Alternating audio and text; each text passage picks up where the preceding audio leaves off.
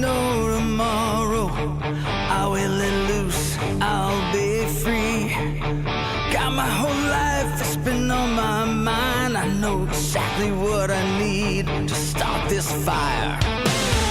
The time and place so many know is a place many will go. Just try it once and you can disappear. If you're ready, I'm able. I gotta get it deep. Spark my insanity. Pulling me into another. It's all of hate. There's no other.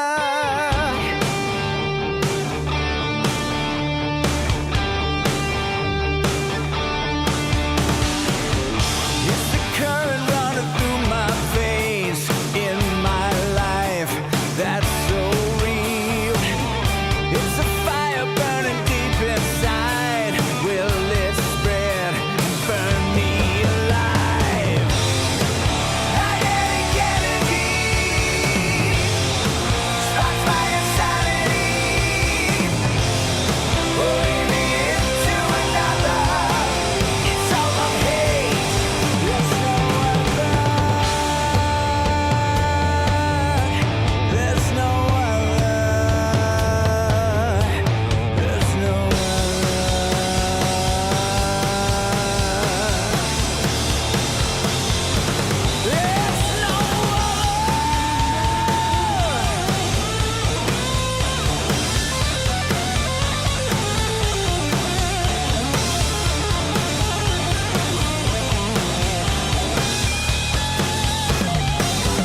There's a sharp knife penetrating my soul. It's like a dark night waiting for my life to unfold. There's a sharp knife penetrating my soul. It's like a dark night waiting for my life to unfold. I gotta get it deep. Spark my insanity. Pulling me into another.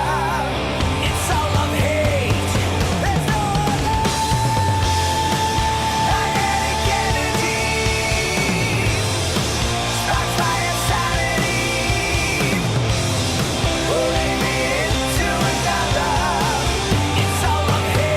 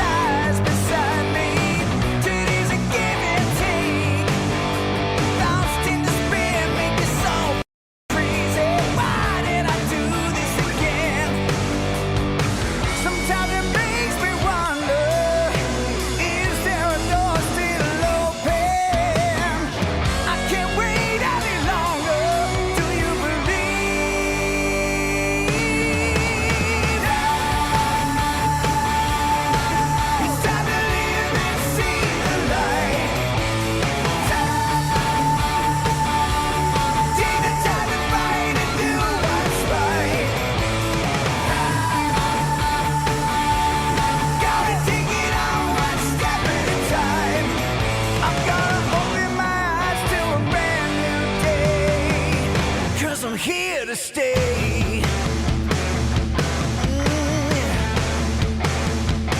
I'm here to stay.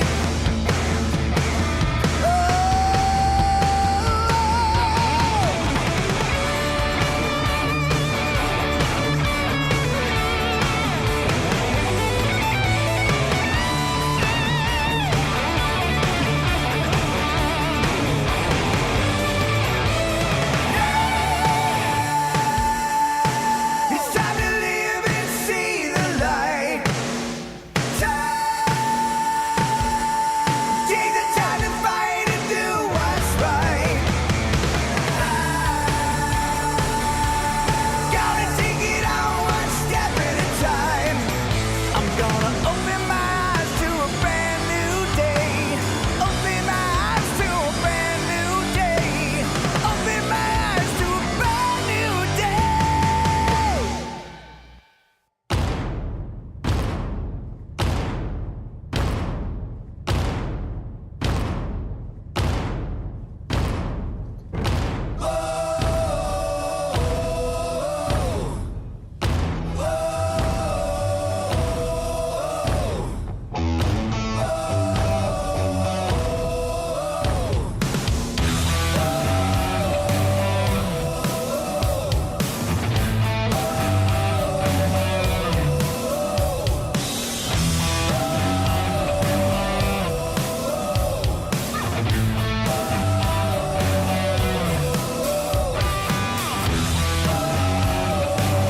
We hear the battle cry.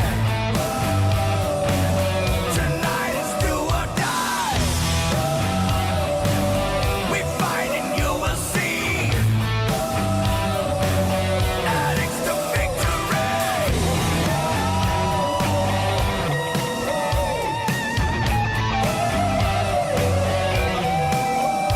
We're an army in the valley now, on a mission, gonna tear it down. Eyes upon you, all adrenaline and determined for a clean sheet win. We will win, we will win, a clean sheet win. We will win. We hear the battle cry. Tonight is do or die. We fight and you will see. Addicts to victory. Chugging down the line. Racing against the tide. Follow us and see. Addicts to victory.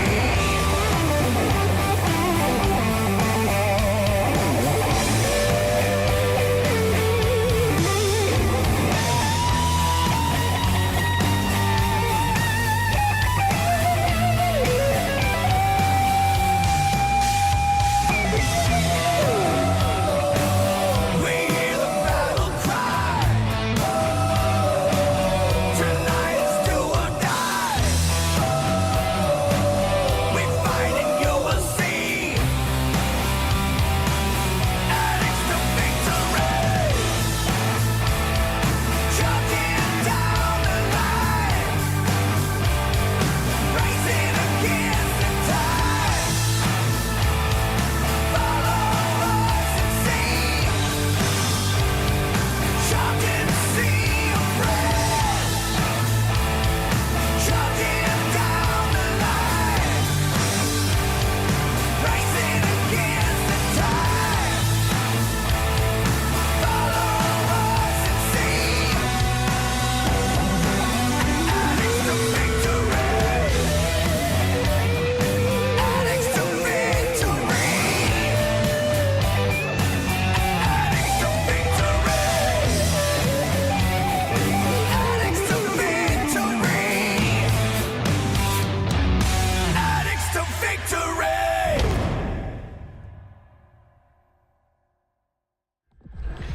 Well, a very good afternoon, everybody, and welcome to the Valley for this Charlton Athletic Women's Fixture Championship fixture against Birmingham City, and alongside me, I've got Louis Mendes. Louis, very good afternoon to you. Looking forward to this? Yeah, I really am. The last women's team fixture here at the Valley against Durham at the end of last season was a really great afternoon and a great late comeback win. So yeah, looking forward to see what the girls can do this afternoon. You know, mixed start to the season, and they'll be looking to get back on track today against a very tough opposition to come down from the division above. Indeed it is, and just as you say that, it looks like the sides are preparing to come out of the tunnel, and as they prepare to at least, I'll run you through the two sides for this afternoon, starting with our visitors, Birmingham City. They've made two changes this afternoon. Lucy Thomas in goal, number 1. Number 3, Harriet Scott. 4, the captain, Louise Quinn. 7, Jade Pinnock. 8, Jamie Finn. 9, Libby Smith. 10, Christy Murray. 14, Siobhan Wilson. 16 rather, the first change, Molly Green comes into the side. The second change, 18, Charlie Eastcott, also comes into the team for this week. And finally, number 23, Charlie Devlin. The subs for Birmingham City, Lucy Jones, Lily Simpkin, Gemma Lawley, Eleanor Ryan Doyle, Abby Jenner, Abby Cowie, Luann Worsey and Delphi Cole are the substitutes for Birmingham. The Charlton side, the home side, will start with in goal. Number 1, Sian Rogers. 5 coming in for this game is Alicia Rendell, also 2 changes for the Addicts. 6, Melissa Johnson. 7, Emma Follis. 8, the captain, Emily Simpkins. 11, Angela Addison. 17, Kira Skills. 19, another change, Ella Rutherford coming in.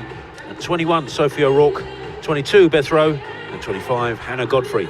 Substitutes for Charlton are Poppy Soper, Frida Aisi, Heidi Logan, Mary Bashford, Tegan McGowan, Corrine Henson and Mia Ross. Your referee for this afternoon is Amy Keir. Can be assisted by Adriana Bicure and Soda Touchage. And the fourth official is Amy Purser. As we are still waiting for the two teams to come out, there will be a minute's silence prior to kick-off, and then the national anthem will be sung immediately afterwards, just to give you the heads up and to make you aware of what's going on. But both teams keen to do well this season. Charlton, obviously, second season as a professional outfit, and Birmingham City, having come down, as Louis mentioned, having come down from the Women's Super League, are looking to bounce straight back, and they're unbeaten so far. A 4-0 thumping of Sunderland last time out proves their intent.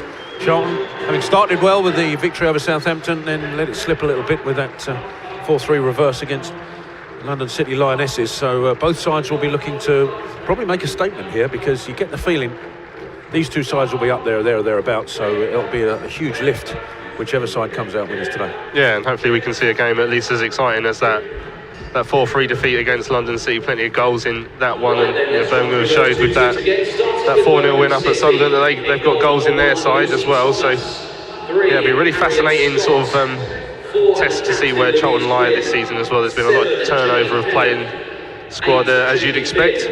First chance for many of these crowds to see a few of the newer signings. And, sorry, Louis, the one thing Karen Hills was keen to point out in the press conference earlier in the week was that Charlton side are quite a young side by comparison. I mean, you look at the Birmingham City side, there's a lot of seasoned professionals in that side who obviously played in the Super League. They've just signed one of the most recent ones. Actually, Charlie Escott, who was on loan at Charlton, 24-year-old, has obviously played a considerable number more games than quite a few of the Charlton players that are opposite today. So that may be a factor. Just that experience that Birmingham have in the Super League will be a tough test for the Addicts this afternoon. Yeah, a number of the players that the Addicts have signed have come from perhaps the academies at Super League clubs, but players of that age, they certainly feel like they've got a lot to prove, and here at the Valley in front of a big crowd as well could be the perfect day to really kick-start your Charlton career. So players are now just encircling the centre circle. Officials now coming to join them, and we will prepare for the minute silence. I shall leave you with the stadium announcer, who'll let you know when the minute silence will start and finish. We'll go into the national anthem, and then we will rejoin you immediately after that here on Charlton TV. 27, Corinne Henson, and 29, Mia Ross. Ladies and gentlemen, please can we have your attention? Everybody connected to Charlton Athletic was truly saddened to learn of the passing of Her Majesty Queen Elizabeth II at the age of 96. Over a 70-year reign, Her Majesty served the United Kingdom and the Commonwealth with distinction. The thoughts of everybody at Charlton Athletic are with the royal family in this sad time. Today, we pay tribute to Queen Elizabeth II and ask you to join us in observing a minute's silence in her memory which will start and end at the referee's whistle. Upon the end of the silence, we then invite you to join in with the national anthem.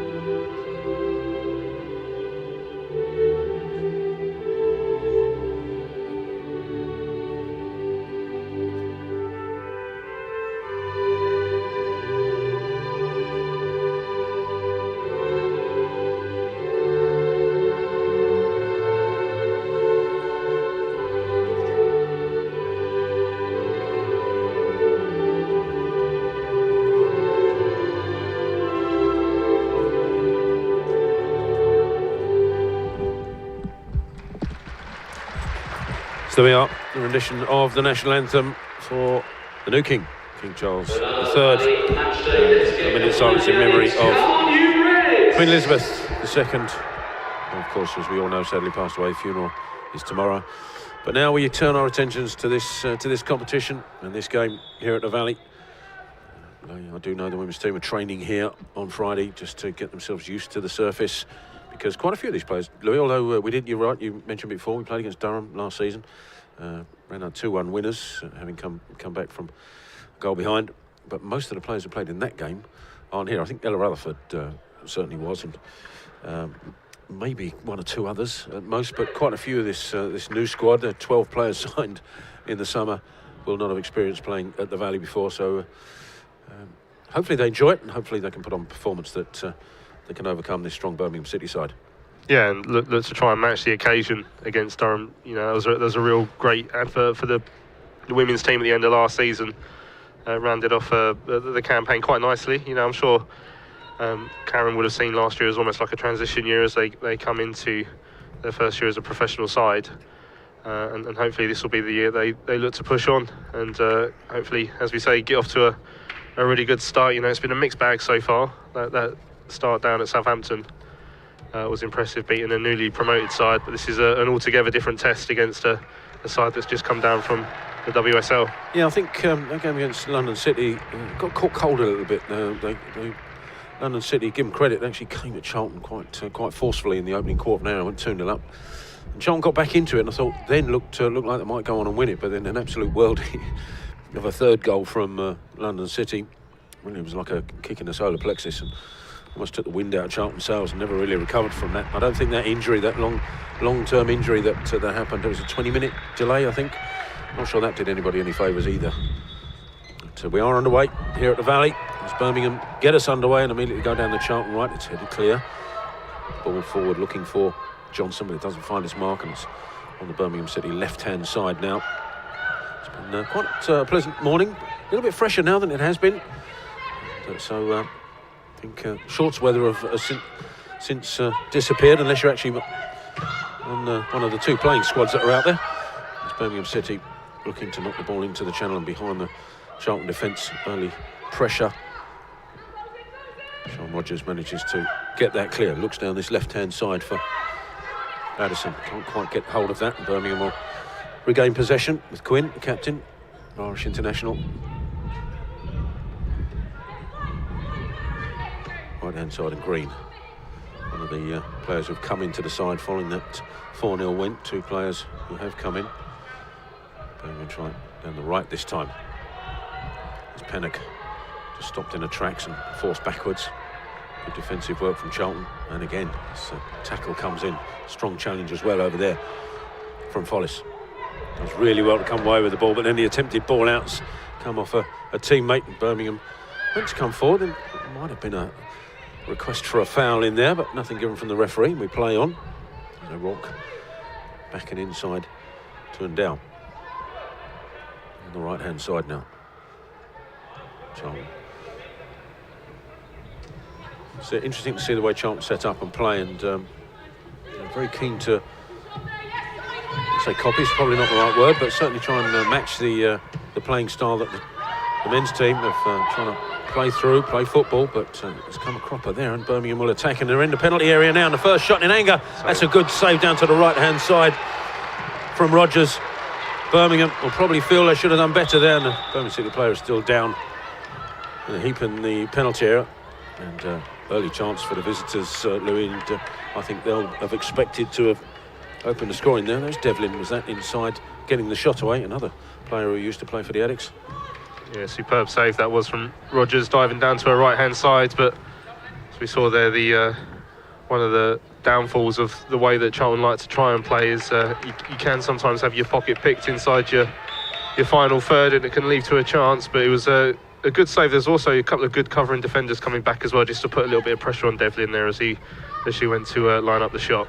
Well, Alicia Endow is on the ball now, has probably been brought in for that specific task, Alicia, and just to get the ball to the right-hand side, but the long ball down the line is going to go across Follis, and Birmingham can deal with it comfortably. And Lucy Thomas in the Birmingham penalty area can just usher it to the right-hand side and Green.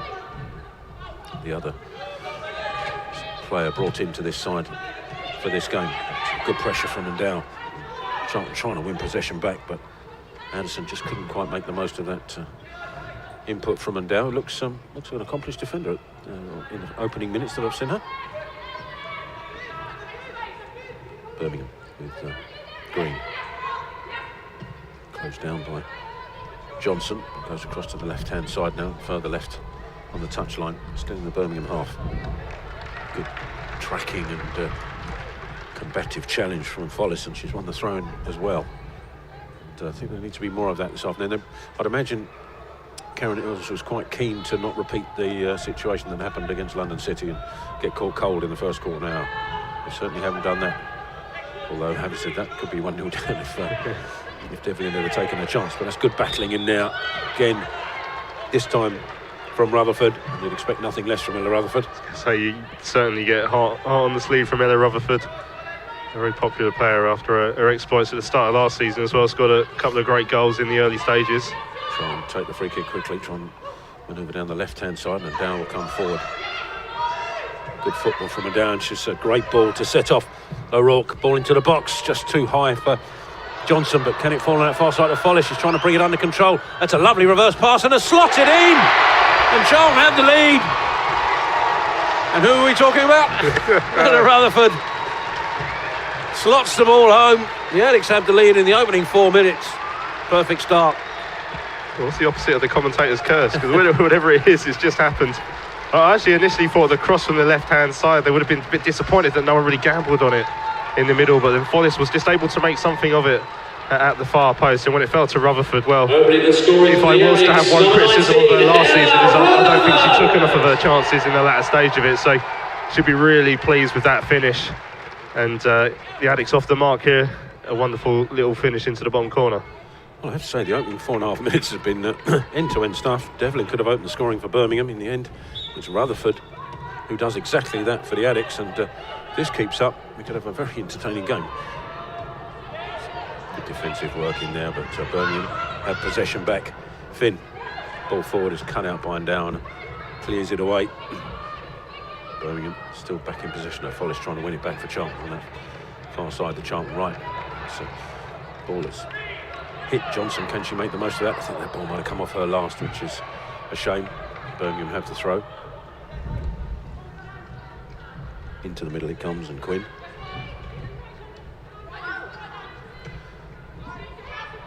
Quinn again. It's a ball Looking to go on the back of the Charlton defence. Rowe back there. Good defending from Beth Rowe, and she's done really well to bring the ball away from trouble. So the release ball is... Oh, Rowe does again superbly well. Just looked like we'd conceded possession once more. She combines with Follis to get the ball away, and then Rutherford completes the clearance and gives something for Johnson to chase. That's an important touch from Quinn to get it back to a keeper. Green looking for options. She's got one of those on this right-hand side. Has that found Finn? It has, but good covering defending by O'Rourke. Sees the ball out. It will be a Birmingham throw. Advanced in the Charlton half on the right-hand side. It'll be interesting to see how they react to falling behind, because I think Birmingham would have felt they started quite well with that move that led to the save from Rodgers against one of her former clubs. Throw backwards to Green. To the side of her escort. Back and across is Scott. A little bit of space to pick a pass, and she does so. It might have been offside there, but nothing given. Smith gets it back and inside, and it's in the Charlton penalty area now, but Charlton trying to crowd Birmingham out, and in the end it's a long effort, long shot, which just for a second there looked like it might have troubled Rodgers, but in the effort from Pennock comfortably over. Yeah, no danger of that dipping in the end. It was a decent hit. Actually, made his heart and mouth time because conceding that goal against London City, that third goal, I'm trying to remember who scored it now, but I think it was another ex-addict who might have done that actually. Really was a kick in the teeth, having got back into it 2-2, and as I said, probably had an adverse effect on and probably affected the final score as Birmingham come forward once more. Again, Devlin looking for it. It's a good header away. Good battling in there. That's a good football, and then a foul. Trying to see who that was on actually. It's done reverse of me. I think that was on Skeels. But again, good defending from Charlton. They look resolute at the minute.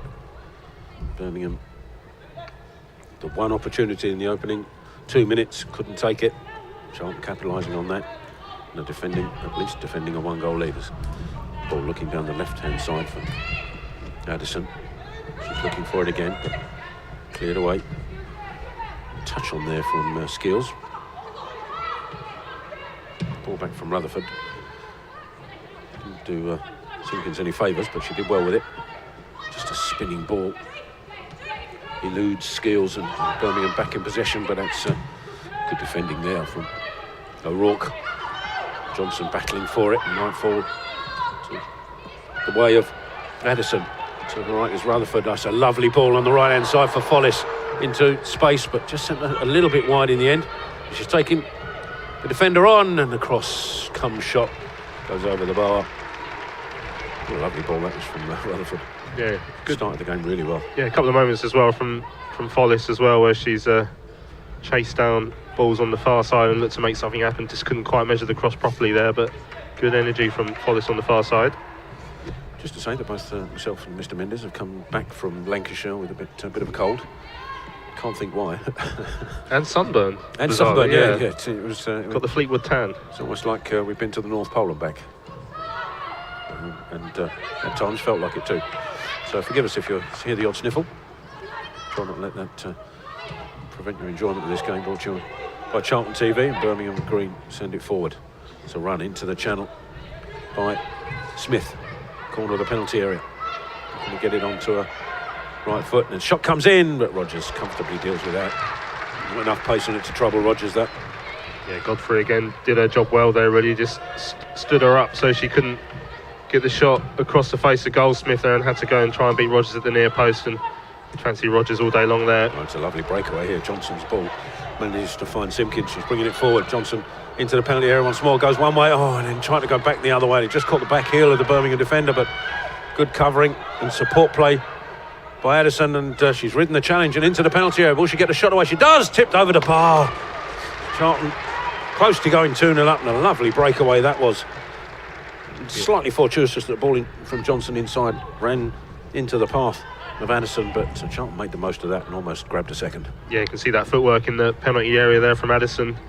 A similar situation to which she won the penalty down at Southampton, but yeah, it was a good ball from Simpkins in that move. And in the end, Addison danced beyond her defender and forced the goalkeeper into a save. Corner on the Far side, the Charlton right. Follis over there to take it. That's not Follis, I beg your pardon. Follis is over here. Just trying to see who's taking it. Is that Skills? Roy Simpkins. Silly. So very far side from us. No Skills in the 6-yard box. So Rutherford goes for the short one. Instead, the ball's sent low into the box, and Godfrey was hovering around there. Ends up with Follis, who heads it back towards the penalty area. Can she get to the second ball? She does. That's a great challenge.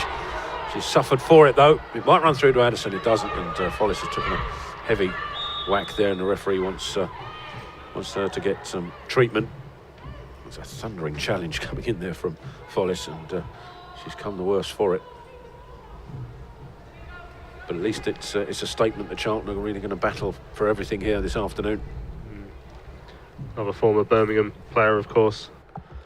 Follis, someone else, same as Rogers. They've played for both Birmingham and Aston Villa. Across the divide. Ooh, must match some difficult conversations, I suspect. And I think might mean that Follis, as with the Charlton trio, the ex-Charlton trio, I should say. We have Wilson, Devlin, and Escort have all played for the Addicts at some point or other, so they'll be keen to make a mark. I imagine Follis is of the same, which may explain why she went into that thunderous challenge there. And it's come off worse. Hopefully it's not too bad, but those could go either way, those challenges.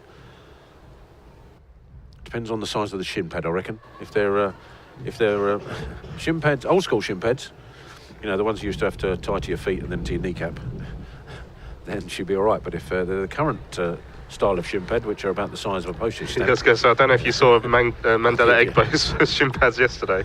I don't know if they even existed. I'll tell you this story now, and the first time I realised that, it was Joe Aribo. We were at Bristol Rovers away and interviewed Joe Aribo after the game, and then we were packing everything up, and there were these two very small black squares on the pitch, which I thought at the time were wrappers, like for sweets or something.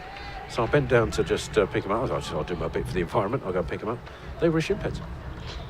Literally, they were shin pads. They were the size, honestly, they were probably about 3 inches square. So what is the point? Players these days a lot braver than I would have been. I don't know if it's brave, or I'm not sure bravery is the word. I don't know if that means because it's less of a contact sport now. Maybe that's the thing, but it's a more aerodynamic. Maybe that's what held us back in our careers. Do you think that's why I was so slow, because the shin pads were breaking me down? Yeah, could be. That's the reason I'm going with. We are going to restart this game with a drop ball on the edge of the centre circle. I think quite whether we're going to contest this drop ball, or the referee's just going to give it to Birmingham City, which makes it slightly surprising that she allowed Charlton player to be so close. But anyway, we're back and underway. Birmingham send it down the Charlton left-hand side, and Dow over there covering that. So a little touch to the right-hand side, and O'Rourke clears it forward, but Birmingham back in possession.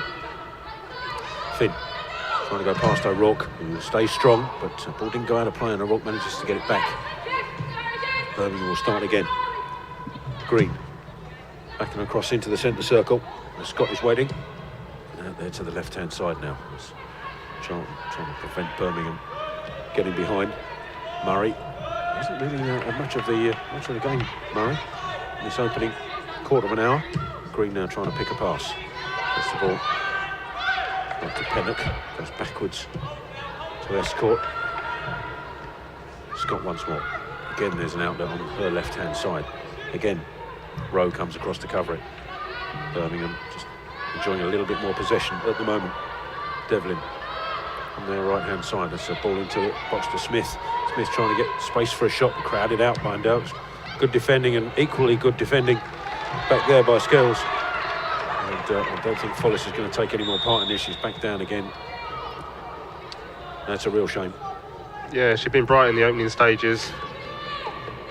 Involved in the move that led to Rutherford's goal, but yeah, it looks like she's not going to be able to shake off the impact of that challenge. And I think the Birmingham players are saying the same sort of thing. It's not a head injury, so is there any requirement for the referee to stop the game? I'm not so sure, but Follis is able to get up on her feet, so maybe the referee now saying you've got to go off on your own volition. Charlton. Be interesting to see quite how they make the change. Charlton Follis. Could be that Mia Ross comes on, but we'll see. Charlton about to make that change. The referee will drop the ball. Whether the change can be made beforehand, we'll see. Might be Heidi Logan. Just trying to look on that far side to see who it is. Time will tell. In the fullness of time, the ball will be Charlton in possession. I think the referees made that decision, and Dow under pressure straight away, so that didn't do her any favours from the referee, which manages to get the ball forward to Simpkins. So the ball taken off her toes, and Birmingham will press again. Charlton still down to 10 men into the centre. Best call. Switches it across. A little cushioned header looking for Pennock. Finn back on the ball, and it's good defending by Ray. Charlton hopefully be able to make this substitution now. Substitution for the Annies coming off number 7, Emma Follis. And please welcome onto the pitch number 16, Heidi Logan. Who started the game against London City. Comes onto the pitch as Birmingham take the throw backwards to Green. 1-2 on that right hand side. That's again good defending by Rowe. She got it out. Charlton trying to progress down that left hand side. They might be able to do that through the middle. It's a touch from Rutherford, but Birmingham clear it forward. Rowe again got a bit underneath that. She's annoyed with herself, but kept in by Addison. And he allows Birmingham to send it forward up there towards Smith. And Dow does really well. Good defending. Alicia Dan, she's fouled in the process as well. It's good defending. Also a Birmingham lass is Dow. If you've saw her interview earlier on in the week. Heidi just came on, started her career with Birmingham as well. Yeah, we had an interesting discussion about the ball ring. I'm not sure interesting is a word actually, but we had a discussion. Rogers sends the ball away down the left hand side. Addison can't get there. It's headed. I think it's headed out. It'll be interesting to see which way the referee gives that. I think that was a 50-50 call, that one. It was Green and Addison. So Charlton have got the benefit of the decision. Sophia Rourke will to send this towards Johnson. It's headed up in the air.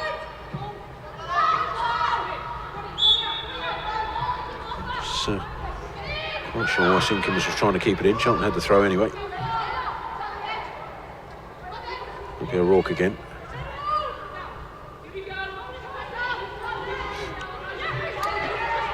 Rutherford coming short. Being pressured. And, he thought she was fouled. The referee says no, and Birmingham can break here. Skills trying to make it back. Ball forward. Cut out by Rowe.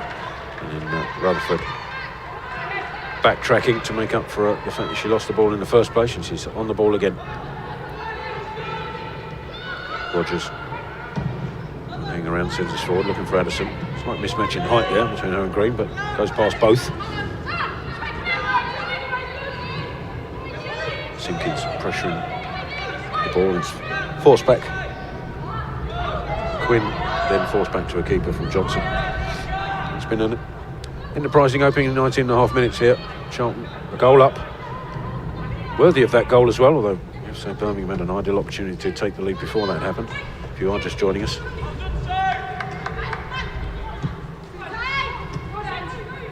Bring the ball forward. And there's a run from Smith looking to get behind and Dow, but again, good defending. So the ball, I thought she didn't put enough on that to put that out of play, but I think Smith maybe allowed that to go out. But again, Alicia and Dow showing what a good defender she is. And a good addition she is as well to this squad. It's back with Finn. Now back to Green. Crossing opportunity. That could be should be a Charlton ball. It is.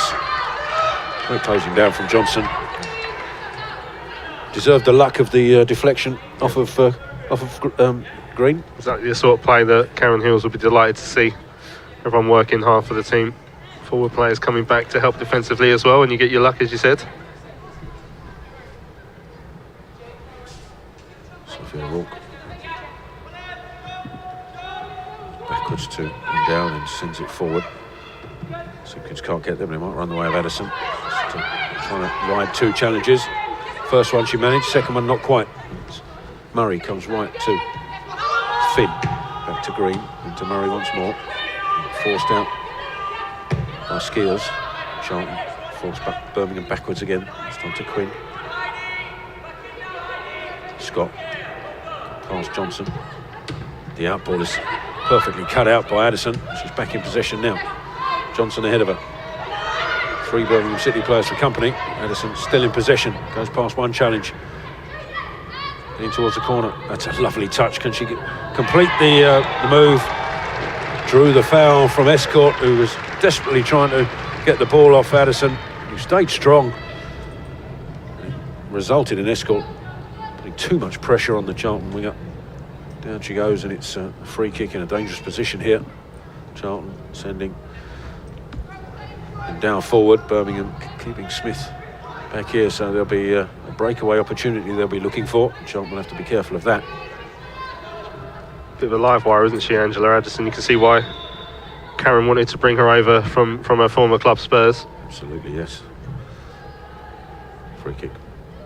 Edge of the penalty area comes in. No, it takes a huge header up in the air from a Birmingham defender, and it falls to Johnson, who didn't get a good enough connection. Charlton convinced that was a corner. The referee wanted none of it, but dropped it kindly for Johnson there. She just couldn't get the right contact on it. I think she'll be disappointed that set up nicely for her, and even if it did take a deflection, I don't think she hit it pretty sweetly. That was a big chance. That caused a bit of chaos as delivery into the box. And the inadvertent header up in the air from the Birmingham City player didn't do Birmingham any favours, and Johnson now trying to set Charlton off again. Pressurising Scott, forcing him back to the keeper, Thomas. It's Quinn for Birmingham. To left-hand side once more. It's good work down there. It's a lovely ball down that left-hand channel, sending Pennock away, but it's just too much on it.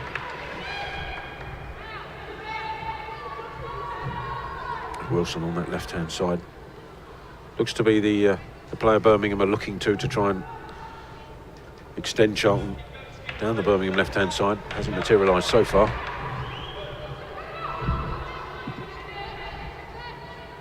Charlton we start with the throw. Long ball forward, looking for Johnson. Can't reach her. It's cut out by Scott. Charlton battling again for it in midfield, but it's good work in there. But eventually, eventually the sheer volume of red shirts allowed Charlton to take the ball away, but the referee judged that Devlin was fouled in the process. Rutherford, I think, maybe just explaining that she didn't think that was the case. Either way, free kick to Birmingham, virtually in the centre of the half, in the Charlton half, that is. 3 Birmingham City players over it. Wilson is one.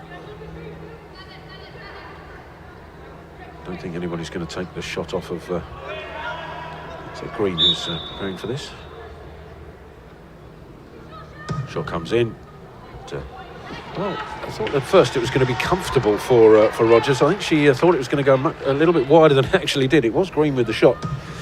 It was to the Rodgers' left, and I thought initially she was just going to usher that out, and in the last minute I think she panicked and thought that might be sneaking in the left-hand side, so she just got a hand to it and conceded the corner. Yeah, don't take any chances, I guess. It did look initially like it was going wide, but you'd much rather concede a corner than leave it thinking it's going wide and it'd be 1-1. So indeed. Probably made the right decision if you're not sure there. Wilson with his corner. Towards the edge of the 6-yard box, it's up in the air, and that's good defending, really good defending from Rowe. Got the ball out. It's battling now the edge of the penalty area. He's out with Devlin for Birmingham. Rowe goes out again. Also out there is Rutherford, but Devlin's managed to get past Rowe, but not Rutherford. They looked for a penalty, and it would have been a generous request, I think. Charlton concede the throw in the clearance. Just got that challenge just right, Ella, there. It's always a risk going to ground, and you have to make sure you get your timing perfect, and she did just that. So this time Wilson's going to try a long throw. Instead, throws it to the feet. Devlin back out to Green, and she's trying her luck again. This time, straight down the throat of Rodgers, who, again, just as it skipped off the surface, just spilled it, but was good enough to be able to reclaim it almost immediately. Yeah, Smith was bearing down on her there, which again would have put a bit of extra pressure on Rodgers there, but she just about did enough.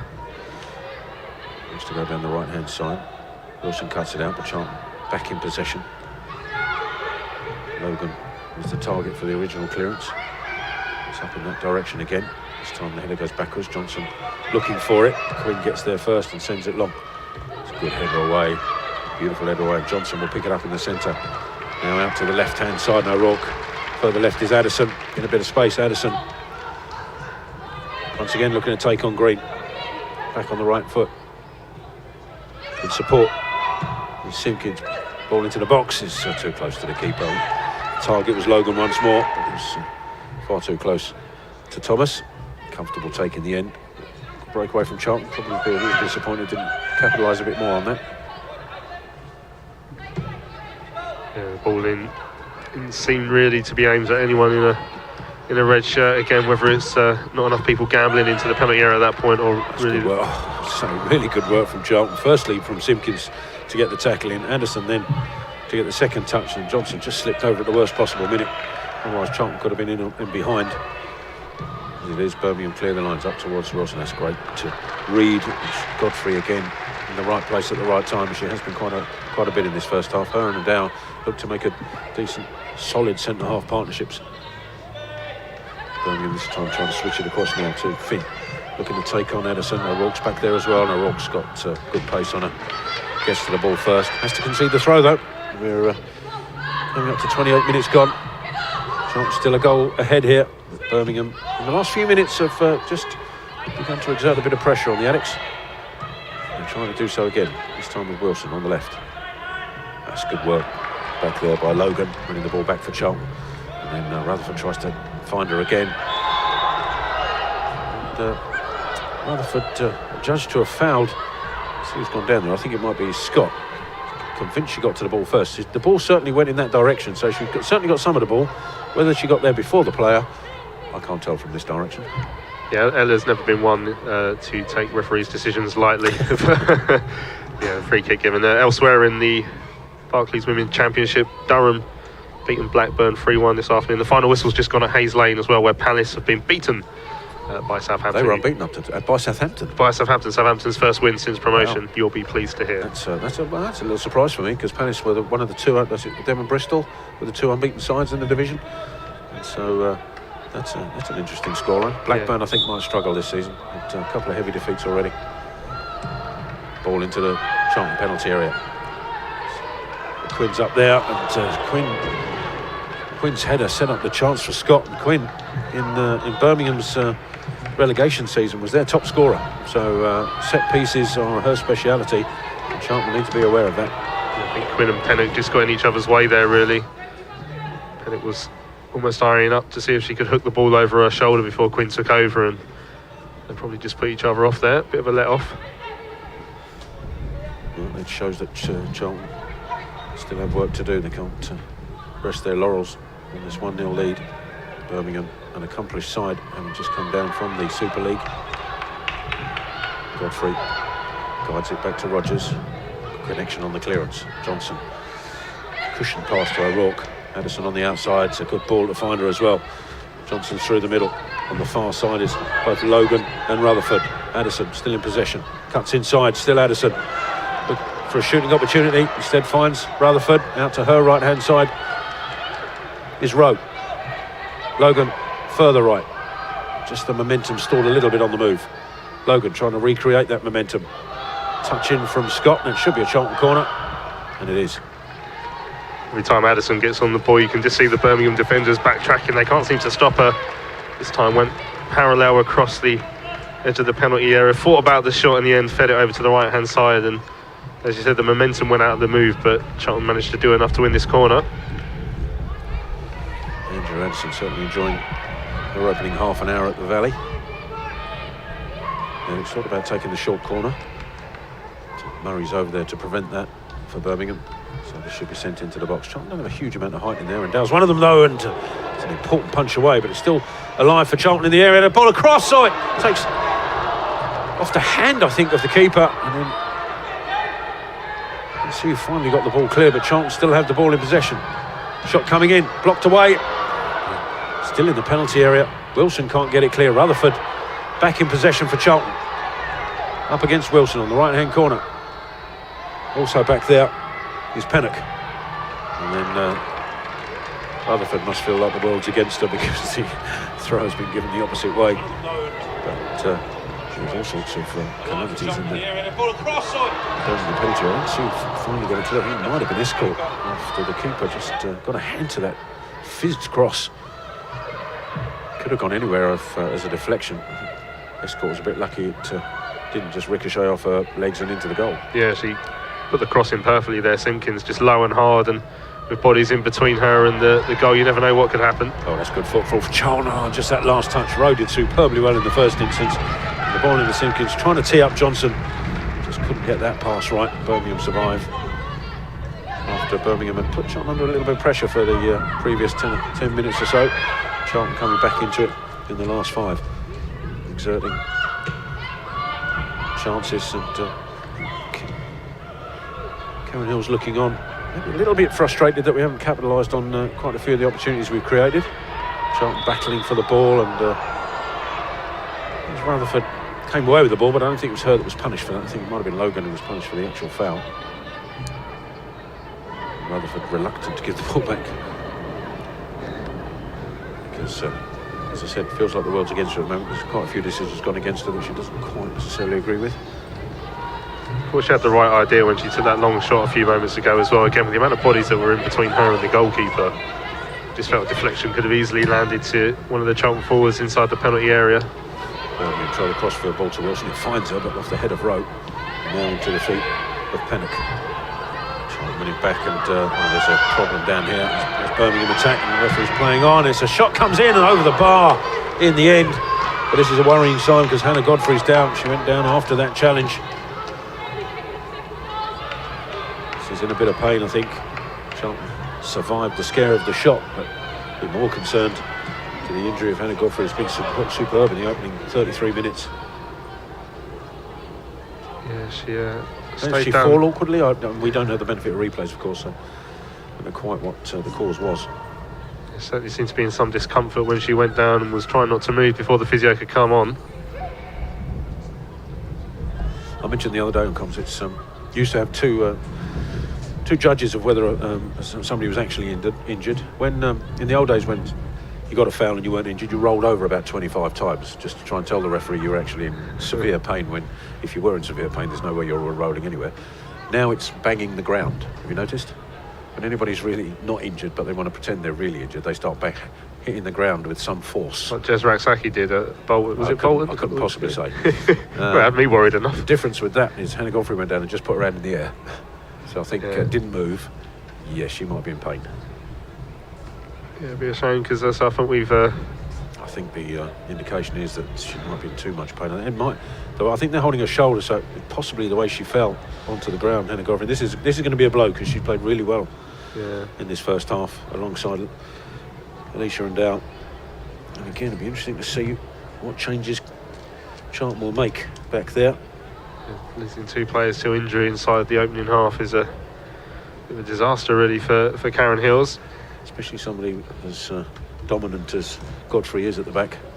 He came on BBC Radio London a few weeks ago, Hannah, and spoke really well about her ambitions for the season coming up as well. So it's such a shame to see her down injured at the moment. Hopefully it's going to sound strange, nothing more than a slight twist and a muscle injury that will ease.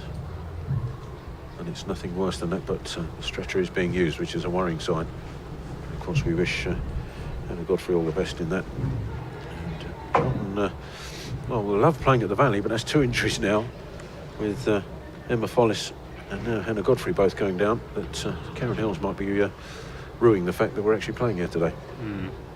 It's just dreadful luck, isn't it? But they've battled through, losing a player already to injury to maintain their lead. And we'll have to do it again without Hannah. Just elsewhere in the Championship, Lewis and London City still goalless.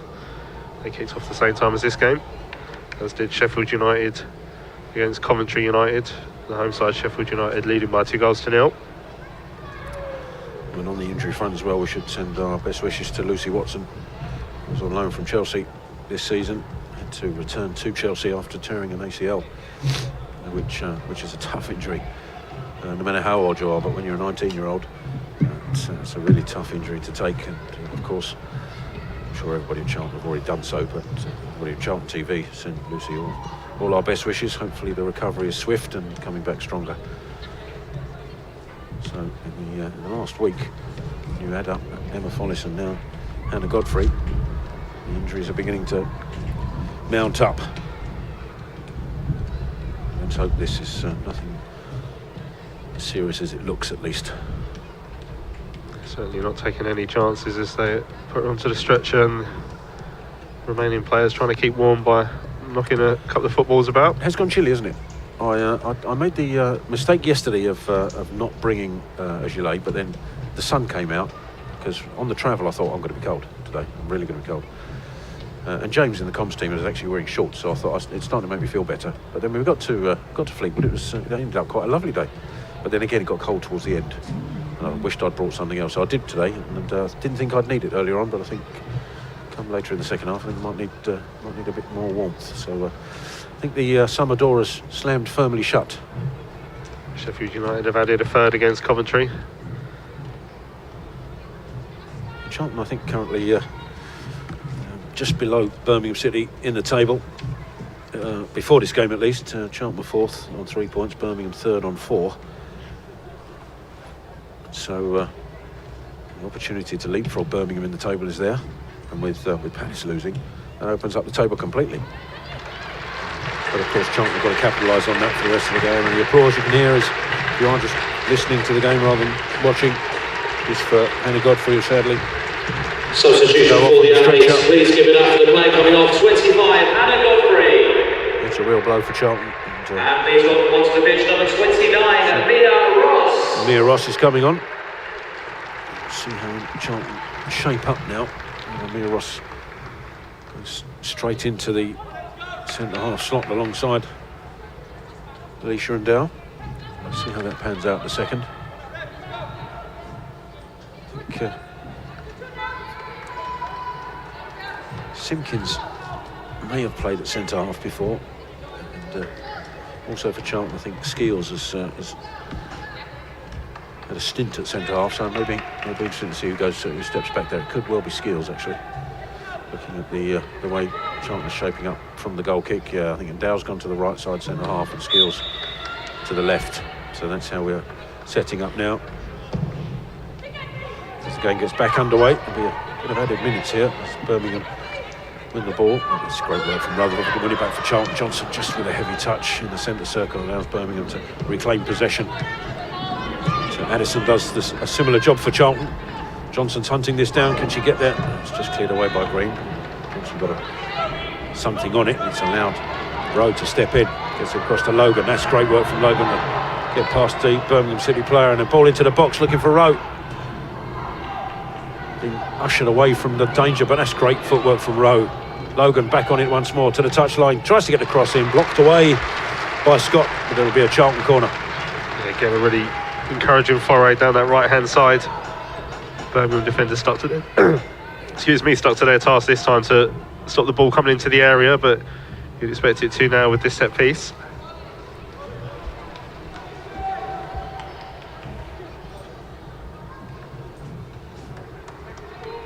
Mia Ross, who just came on, one of the players who was here last season, made 15 starts. Should be looking to try and make an impact off the bench. Corner comes in into the 6-yard box. Johnson's there. Can't get the first touch. Second touch comes in. And it's Addison who gets the second goal. The dropping ball, thought it might be Johnson's. It was into the 6-yard box. Birmingham couldn't deal with it. And as it dropped, thought Johnson might be the first to get there, but it wouldn't drop for her. It was almost like Addison stuck out a leg to that when she realised Johnson couldn't get there and guided it past. The second goal for the Addicts, scored by number 11, Angela Addison. Yeah, delighted for Angela. I think she deserves it on her performance so far. You can always see with a set piece, just get it into the box and see what chaos ensues, and it fell nicely for Angela. Just a side-footed finish. I think from a confidence point of view, having just lost Hannah Godfrey to injury, Charlton had to reshuffle. How important is that to get a second goal immediately after that? I was trying the opposite of the commentator's curse thing when I was thinking about Mia coming on, but in the end it was Angela who took over. So mixed emotions for Karen Hills, Charlton manager, patrolling the technical area. 2 goals to the good, but 2 players down. Yeah, there's a decent handful of Birmingham fans over on the far side who've travelled down from the Midlands. They'll be disappointed with how it's gone so far. Yeah, crowd in the lower west. I've no idea how to count numbers, by the way, so I'm not even going to guess. You were here for the Durham game, I think. Is it on a par with Durham, you'd say? Maybe a little bit lower? Yeah, around about the same ballpark, perhaps. I think it was about 700, maybe slightly lower today. But yeah, those who have travelled down will be enjoying what they've seen so far from the Addicts. Charlton have the throw on the right-hand side. The throw is so instrumental in creating that corner that came in for the second goal. It's the ball back to Skeels. Goes to the left-hand side now, and O'Rourke. Further out is Addison, being pressured. Addison she's such a strong player, Addison. Very difficult to shake off the ball. Gets it back to O'Rourke. Sends it forward, but goes straight to Devlin. Devlin to Smith. She might be pushed over there, and the referee agrees. Just a little too much arm movement from Skeels as Smith hit the floor. Yeah, she went right through the back of her there. Not surprised to see the Birmingham player go down when you get contact like that, and all of a sudden it presents the Blues with an opportunity to try and get something into the penalty area, like we saw with Charlton's corner a few moments ago. We're just over 2 minutes away from the end of normal time, but got a sneaking suspicion there might be a fair bit of added on here with the 2 injuries. And it's Green over this ball once more for Birmingham. Sends it into the box. It's a header up in the air from Rutherford. It's a header out and it'll drop Smith's way. That should be really disappointed. Pennock, I beg your pardon. Pennock be really disappointed there. I think that she didn't get that on target. She's trying to side foot it rather than go for power. Luckily for Charlton, went wide left of the post. Yeah, it was a decent effort, tried to place it, drifted just wide, but again we see even with a decent defensive header from Ella Rutherford, second ball in a set piece situation can still cause concerns for both sides. It might have just need a little bit of a call there, because I think if Rutherford had left that might have gone harmlessly out of play for a goal kick, but she wasn't to know that. Goal kick from Rogers. Finds Johnson, little touch left, can Logan keep it in? She can. Back to him down. Little touch left again. Good football from Charlton at the back down. No skills. Smith hunting it down, gets the ball away, but out of play on that far side. The Birmingham left. Sheffield United got a 4th now on the first half rampage against Coventry United. A minimum of 5 additional minutes. That's a minimum of 5 additional minutes. 5 minutes of added time here. Not surprising, really. Green picks it up in the centre circle. Looks to go left. Rowe in the way. Heads it clear. Birmingham's in possession though. Devlin. Murray rather. Up towards Devlin. And she's fouled. Birmingham just getting a little bit aggravated that these situations aren't going their way. Fouls, yes, but it's the reaction to the fouls. Shows you that the visitors are rattled here. Quickly taken free kick into the feet of Finn. Finn sends it into the penalty area. Header comes in, and fortunately for Charlton, comfortably dealt with by Rogers.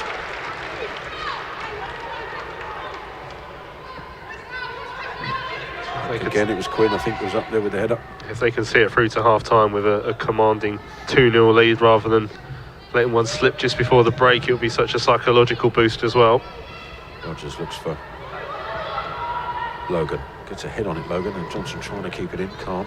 Rowe, though, will head it back towards Rutherford. And Wilson. Rutherford has clearly got... I mean, I haven't commentated on too many women's games, but I think Rutherford's got a bit of a reputation, don't you? And I think, I mean, there was no way that should be a free kick, I don't think, but I think the presumption is that because she's quite a physical force, that these things count against her. She's a great player to watch. You know, we've seen her finishing ability today, and I say she had a bit of a penchant for long-range goals at the start of last season, but she absolutely gives her all as well. Smith Smith trying to get past O'Rourke, who stuck to a task really well, puts the ball out of play. We've finished a minute of the added 5.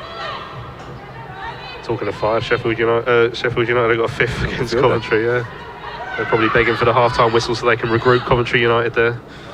Devlin for Birmingham from the throw. Tried a little reverse ball into penalty. It was Rutherford blocked that out, and then got the ball out from Charlton. Didn't find his mark, and the ball into the box. Down, went to head it, come all the way through to Rowe, and it's a good header clear. It's going to have to be dealt with in there by Simpkins. Up to a point, yes, but Birmingham have possession back. That's good battling by Logan. Now Johnson will try and do likewise. Firstly on Murray and now on Quinn. It's out here with Green. Now to their right-hand side is Finn again. Finn sends Smith into the channel. Rowe pursuing her. Can't stop the cross coming in, but that's a great challenge from Rowe, and then the shot coming in harmlessly wide in the end. Referee thought about giving a foul there and didn't. It was O'Rourke, who couldn't get the block in the first cross from Smith. And when it came across, Rowe was the first one to react for Charlton. She took a heavy challenge in the process. Yeah, I was panicking there when Beth went down. It was a superb last-ditch challenge just to block the cross, and she stayed down in some pain, but back on her feet now, thankfully. Could do without a third player going off. A couple of questions being asked to the official. Amy Keir, but unmoved.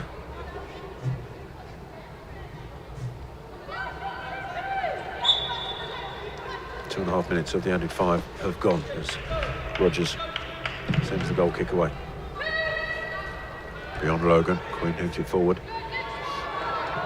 Skills gets to the dropping ball. It's a lovely touch right from Ross into the path of Rutherford. Switches play cleverly to Logan on the right hand side. Rowe looks on the overlap, but Logan instead goes back inside to Rutherford. Now it's Rowe on the overlap. Oh, takes it past Wilson, who got taken out. I don't think there was any malice in that. Just Wilson was just a touch late, mainly because I think Rowe was just too quick for her. Yeah, and again, it was that one-touch passing from Rutherford that to set her away on the far side. Birmingham just had to make the challenge. Wilson stepping in. One of the former Charlton girls, one of the former Palace girls as well, but yeah, we won't talk about that. It's a free kick to Charlton. It's 5 yards away from the right corner of the Birmingham penalty area, diagonally. And if Charlton can get a third here, huge fillip and a could sway the way this game finally ends up. Rutherford and Simpkins there. Rutherford in. Oh, she went for the shot. Went for the surprise shot, and you've got to give credit to Lucy Thomas in the Birmingham goal for getting across there quickly and palming it away for the corner. Yeah, I don't think any of us saw that coming as well, other than Ella Rutherford. She spotted that gap at the near post. So close to catching Thomas out, but it was a good recovery and a good save. Superb hit though from Ella Rutherford, and again another chance with a corner to get the ball into the danger zone. Corner to Charlton in the dying minutes of this first half. It's a deep one. Looking for... That's a lovely header coming in off the crossbar from Ross. Drilled back across. Addison with the spectacular attempt at the edge of the penalty area. Can't direct it goalwards. But Mia Ross, so close. Clearly a worked corner to the far side of the 6-yard box where Mia Ross met it perfectly. And Lucy Thomas in the Birmingham goal just watched it. There was no way she was stopping it. It came off the crossbar. Yeah, it's pinpoint delivery from Rutherford and a good header from Ross. And as you say, Thomas was just rooted to the spot. There's nothing she could do about that. It looked for all the world from up here like it was just going to drop below the crossbar. Simpkins back in possession for Charlton, finds Anderson, who's battling away in there, but she can't get the better of 3 Birmingham players around her. Birmingham said he can bring it forward. Pennock sends it out to the right-hand side, and Finn into the channel of Smith. She just made that run a little too early. Good defending from Charlton. There's Anderson back there, covering the run. Smith just ran that fraction too early. Probably as well for Charlton, because having coming back from that pressure it exerted on Birmingham in the last few minutes. Charlton probably looking forward to the half-time break. Yeah, I think it'd be mixed feelings for Karen at half-time, because she'll be delighted with how clinical her side have been, not giving up too many clear-cut opportunities when they have the goalkeeper and the defence have stood up to the task, but obviously those two players lost to injury will put a bit of a sour note on the half-time chat. Addison burrowed their way past three players and ended up on the floor, and she's also injured again, and Charlton could do without losing any more bodies as they have it back in possession. Rutherford, there's a foul coming in there as Logan was taken out quite late. I think that was from Scott. Again, I think it was the way Addison fell that caused most of her problems. She sort of had the ball head down, going through as many blue shirts as she possibly could. They found a way to stop her finally, but yeah, she seems to be clutching her hands when she went down. I don't know if maybe there was just someone trod on it. Yeah, a boot landed on a hand accidentally, but back on her feet now, which is good because she's been a bright spark for the Addicts so far. More painful in the middle of January than it is in the middle of September, I have to say that happening. Ball through, looking for the run of Logan, just didn't quite get there. Birmingham clear it away, but I'm down. Maybe just allowed us to run out. No rush here. Charlton 2-0 up in the dying seconds. We've played coming up to 7 minutes of added time, actually.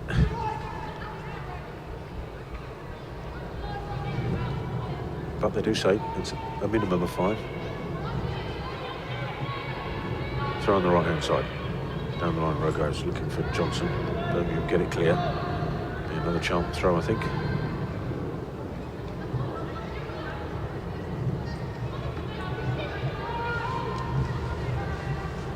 Again, Rose stepping forward to take it.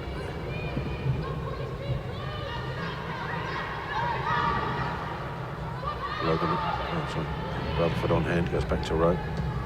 Inside it comes to Skills. To the left is O'Rourke. Edison is ahead of her. O'Rourke brings it forward though. She's got space to run into as well, O'Rourke. Still carrying it. To her right hand side is Rutherford. Further right is Rowe. Rowe. Inside to Logan. Just got beaten to it there by Murray. Birmingham might look to break away here. Ball down the line, looking for Smith. And now over there. It's quick, strong. Gets there first and clears it upfield. This runs kindly for Logan. Logan, ball inside to Johnson. Good control from Johnson. Touches it back to Simpkins. Couldn't guide it to Logan. And we're still playing on here. We've done 8.5 minutes of added time here. Birmingham player down currently in the challenge.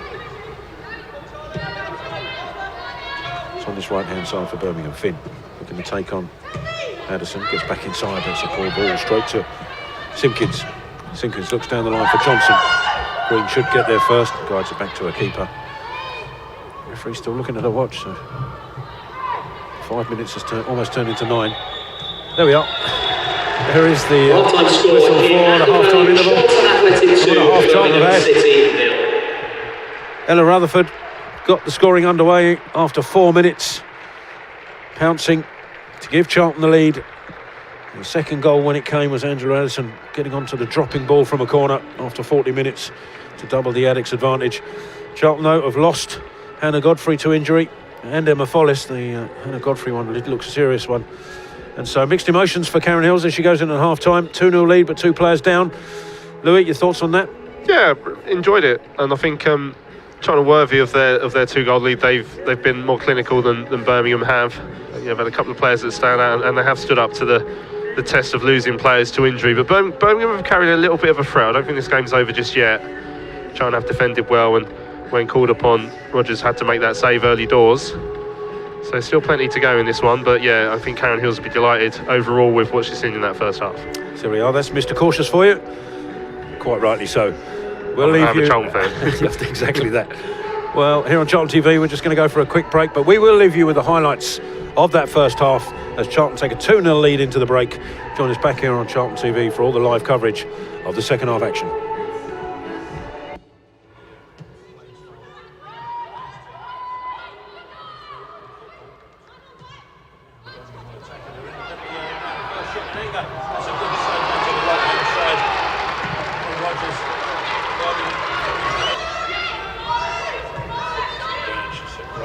Set off O'Rourke, ball into the box, just too high, but Johnson trying to bring it under control. That's a lovely reverse pass and a slot.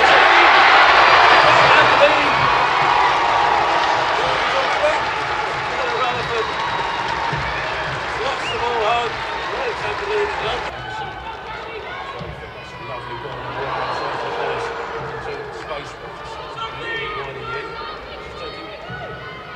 front, and of course,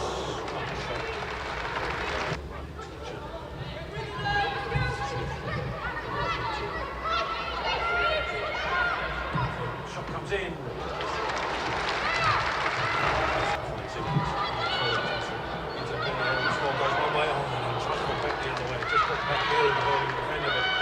Good covering, support play by Addison, and she's ridden the challenge and into the bounce area. Will she get the shot away? She does! Tipped over the bar. Close to going 2-0 up.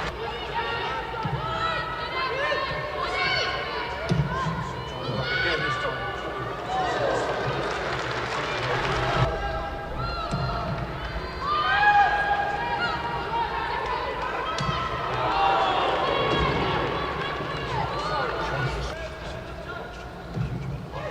One of them though, and punish away, but still alive for Charlton in the area. And a ball across on. And I think the keeper.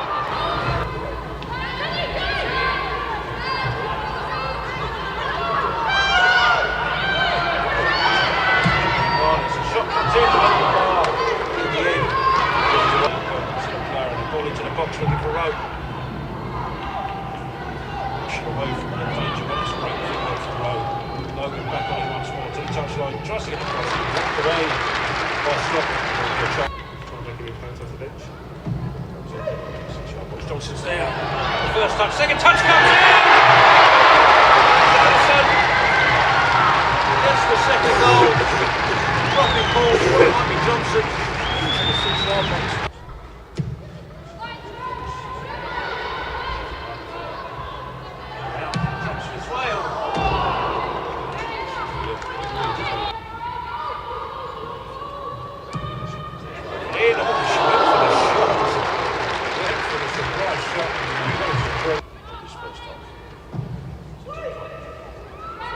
It's a lovely header coming in off the crossbar from Ross.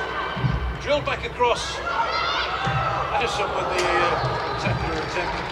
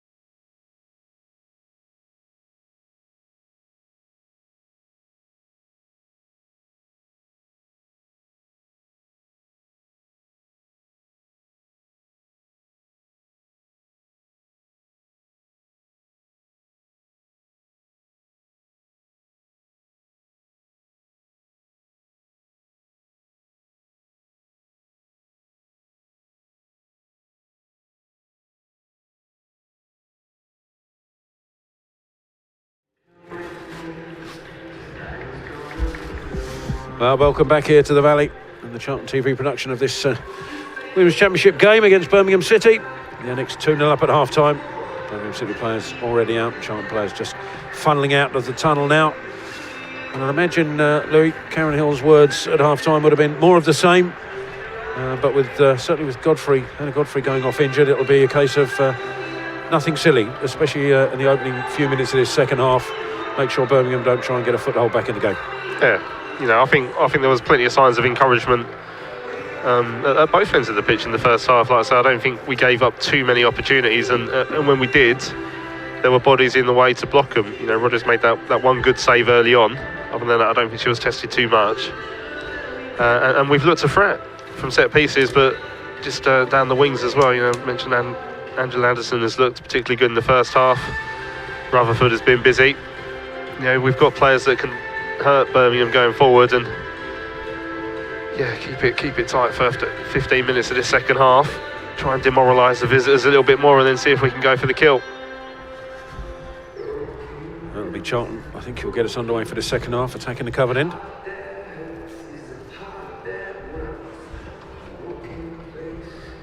It's turned a little chilly here this afternoon. The sun has now disappeared. Cloud cover is here. The wind has picked up, so the gantry is just a little chillier than it has been in recent months. But we have been warmly entertained so far in this game. The Addicts 2-0 ahead. Angela Addison, probably the pick of the Charlton players, you'd say, in the first half, Louis, getting the second goal. And Ella Rutherford, always a combative presence in that midfield. Yeah, and Addison's so dangerous with the ball at her feet, and like I say, they struggle to keep her under wraps at times, Birmingham City. The one player I've been really impressed with, I think it's the first time I've seen her really, is Alicia Endow. I think she's such a presence at the back, and that can make a huge difference. I mean, it looked like the partnership with Hannah Godfrey was going really well until Hannah had to go off. But yeah, Alicia Endow just looks like she's always got time on the ball. That's what I was going to say. With Hannah going off, that will make it difficult. She has to now build that new partnership with Kira Skills. But yeah, I do think overall we've defended our box pretty well, and she's played a big part in that. Well, we are on the way. Charlton put the ball out of play for a Birmingham throw in the opening foray forward. That throw coming in from Scott into the feet of Murray. To the right and Green, who's going to send this long, looking for the run of both Smith and Pennock. Good header clear from O'Rourke, trying to find Addison, who we've just mentioned, but one of the few occasions she's been muscled off the ball. Birmingham have it back. Ball back with Scott, being pressured by Logan. Birmingham going down the Charlton left-hand side once more. O'Rourke with a header, running into the path of Pennock. Ball inside, almost got picked off, but Birmingham still in possession. Swinging ball across there is going to be comfortable for Rowe, and although she eventually was under pressure by Smith, guides it back to Rodgers in the penalty area. Looks to find O'Rourke on the left-hand side. Gave her a lot to do, and O'Rourke's done really well to retain possession for Charlton. Ahead of her is Addison, looking to turn. Green trying to go down the line to Johnson, just beaten to it by Quinn. Birmingham try and come forward once more. Pennock back to Green. Green sends it forward, looking for Smith. That's gone beyond her though, and Rowe will guide it back to Rodgers. Doesn't wait for the pressure from Smith. Gets the ball clear. Good header from Rutherford, but it's dropped away of Escort. Attempted ball forward, it's cut out. Charlton have possession back. Good ball forward to Johnson. Firm ball back to Rutherford, who tried to instantly go right to Logan. Just didn't quite get the angle on that right, and Birmingham have it back. Wilson on the Birmingham left, sends it towards the Charlton penalty area, but there'll be too much on that, you'd think, and his Pennock was chasing it in there. Rodgers comfortably grabs it. Well, just like the first half, an entertaining opening 2 minutes. Very combative game here at the Valley, and Charlton have just lost out as a result of that. Smith taking the ball off of Rowe, who's done really well to slide in. Has she won possession back for Charlton? She certainly has. Has she kept it in? Yes, she has, but she's got Wilson to deal with. That's great work from Rowe. Right, it's two challenges. Gets the ball up towards Johnson, who just got beaten to it by Quinn. And it's Quinn who has possession back for Birmingham. Superb that was from Beth, just to get us out of a little bit of a sticky situation, but Birmingham come again. Yeah, and it's knocked forward. This time, though, Skills heads it clear, but only as far as Pennock, there might be a foul in there. I think it was Simpkins coming back, trying to help Charlton out of the back. Just put too much pressure on Pennock. It's going to be a Birmingham free kick. Smack in the middle of the pitch, but only about 10 yards outside the D of the penalty area. Green will probably have a shot here. She's been teeing these up in the first half. That effort in the first half. She'll have to be on a mark here, Rogers. Problem with this is that because it's central, which way do you set your wall up? Because it could go either side of it. Birmingham, they shouldn't be that close to the Charlton wall, actually. There needs to be a bit more space, personally, but what do I know? Wilson and Green over this, and it is Green who steps forward, shoots it hard into the wall, takes a deflection. Birmingham want a handball. The referee gives the corner. It's hard to see who it hit or where it hit there, but it's a powerful enough strike. And deflection took it wide.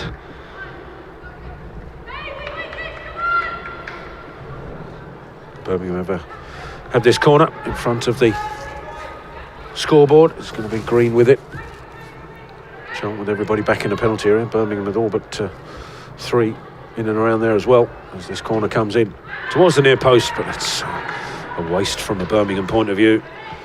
Steve Brown would be having absolute kittens at this point. Have you seen that? Yeah, we've seen for Charlton goal kick. How dangerous set pieces have been in this game, especially for the Addicts with that second goal. Well, I mentioned before they've got Quinn, who was their leading scorer last year probably from set piece situations. Their centre half and captain. So she won't be overly impressed with that corner. It's just resulted in this Charlton goal kick, which Rogers sends away down the middle. That's a good header on, looking for Johnson by Rutherford, but it's too far ahead of him. Johnson battling away for the ball though, and does really well. Comes away with it. Rutherford takes over, looks to shoot, does shoot. Oh, it's in! What a cracking goal! Johnson created it. It was a header from Rutherford in the first place from the goal kick. Johnson, one possession for Charlton when it looked like that wasn't possible. Rutherford took it on, headed towards the penalty area, central position, let fly with the left foot. And looked for a second that the post had saved Birmingham, but it came back off the post, off the keeper. And unfortunately, that's probably going to go down as an own goal, and it really shouldn't. Yeah, I think Matt doing the stadium PA today was as generously given that to Ella. I feel like such a Scrooge saying it, but that is an own goal, but it's a fine strike, wasn't it? She hit it so well. Lucy Thomas was scrambling across the goal and came off the post and hits Thomas, and there's nothing she could do about it. But you know, Ella's deserved to be on the score sheet already. She got a goal early on, and you know, you don't take your chance there from outside the area, you're not going to score, and it's come off again. And yeah, we spoke about those goals she scored from outside the area at the start of last season. We could see that with how true that strike was, and just a shame that in the end that will go down with it as an own goal. But again, a great start to the second half. Well, it's the saying is if you don't buy a ticket, you're not winning a prize. And Rutherford not just bought the ticket, but hit the jackpot with it. Birmingham look to try and find a way back into this game. Out to their right-hand side now. Excuse me. Addison trying to prevent that. Excuse me again. And down with the clearance. Just going to need to do so again with Smith. Looking for it. Now they want a free kick, and the referee's obliged. There'll be a free kick on the edge of the Charlton penalty area, right to the left side of the D. Yeah, and Dow, I think she felt she got a toe on the ball there, and arguing her case with the referee, but she was giving this one's a fair bit closer in. It's one of those difficult ones to get it up and over the wall, but it's like Charlie Devlin's got her eye on this one. Yeah, well, I think she's probably said to Green, well, you've had 3 goes and have failed on each one, so let me have a crack. Pennock was down injured for Birmingham, but it looks to be up and all right now. Rutherford just kicks the ball away towards the referee. Devlin not impressed, but the referee says, well, that's where it's got to go. And the ball going back the required distance. And well, whether this is just a ploy by Devlin, because Green is teeing herself up for this. Devlin currently over the ball. Might be a worked free kick. It's much closer than previous free kicks for Birmingham. And it is Devlin to strike it. She goes to the left of the post. She was looking to drift into that left-hand corner of Rogers' goal. In the end, comfortably wide is probably an overstatement of the truth, but certainly wide enough for Rogers not to be too worried about it as Charlton send the ball long down the left-hand side, and Addison will pursue that. And Green just ushers it out of play. Perfect start to the second half for Charlton, 3-0 up now, and it's impossible to say you can see it out from with well over, probably with added time it'll end up being about 40 minutes left, but in a very comfortable position now, the Addicts, and they be keen not to do anything to throw this away. Long ball forward. Looking for Johnson from Adow, but she recognises she put too much on that. Birmingham have it back. Finn. Back to Green. Out to the right-hand side now. Finn once more goes down the line, looking for the run of Pennock, I think, on that right-hand side. And Smith is there as well. It was Smith that was the target. Good defending from Skills. Throw comes in, Skills again there, as is O'Rourke. Good defending from O'Rourke, sends it up to Johnson. Battling away again, Johnson. Won the first one, lost out on the second one, though. Birmingham have it back with Green. Inside it comes to Escort. She's forced back to Scott. Oh, it's a block away by Logan. It's going to run Rutherford's way. She's found Johnson again. Johnson out to Addison. Challenge comes in, but tidied up by Simpkins. And then Mia Ross guides it back to O'Rourke. It's the tester for Rogers. Excuse me. The Charlton penalty area gets there first, though. Quinn meets the dropping ball for Birmingham. Addison does really well to shield the ball for Charlton. And Rutherford and Ross combining. Ross will do well to keep this in, which she does. He does really well to maintain possession. It should be a Charlton throw, and it is. The referee didn't look she was overly sure, but Ross did really well to recover that, because the ball out to her from Rutherford was firmly struck, it's fair to say. I think she just slightly miscued that, but yeah, Mia Ross on that far side. And again, just battling away. Be O'Rourke with the throw. In towards Rutherford, turns, almost did it really well as well, turned, let the ball do the work, but it just skipped off the surface and Birmingham clear, but only as far as Rowe. In the centre of the pitch on this occasion, out to O'Rourke. Lovely drag back by O'Rourke. Under pressure, goes back to Skills, ball forward to Johnson. She's coming back from an offside position. Referee hasn't seen it yet. It's given the foul, but she'll be called back for the offside. 10 minutes of this second half. 3-0 Charlton lead. And after the disappointment of the London City Lionesses game, Karen Hills, if it stays this way, will be absolutely overjoyed. Good challenge coming in again, this time from Logan on Scott. She wanted a foul, but there was none of that. Charlton continually put pressure on Birmingham. Again Logan, this time on Quinn. Now Rutherford picks up the loose ball into the box, looking for Logan, but on this time Murray just beats her to it. Ball up to Murray, but again good pressure from Charlton, but on this occasion it's resulted in an injury here. Is that Rutherford down? I think it is. Hopefully she'll be back on her feet soon. I think one of the things that will please Karen Hills with what she's seen so far in the opening 3 games is that 8 goals in 3 games already. Charlton perhaps struggled a little bit in front of goal last year, lowest scorers in the top 7 in the Championship. They've got 27 goals there, and pretty much a third of the way to what they achieved last year already after just 3 games. Yeah, it's funny, it was something I did mention to Karen Hills before the season started. It was that the real target to try and make sure we got goals that the play deserved on many occasions.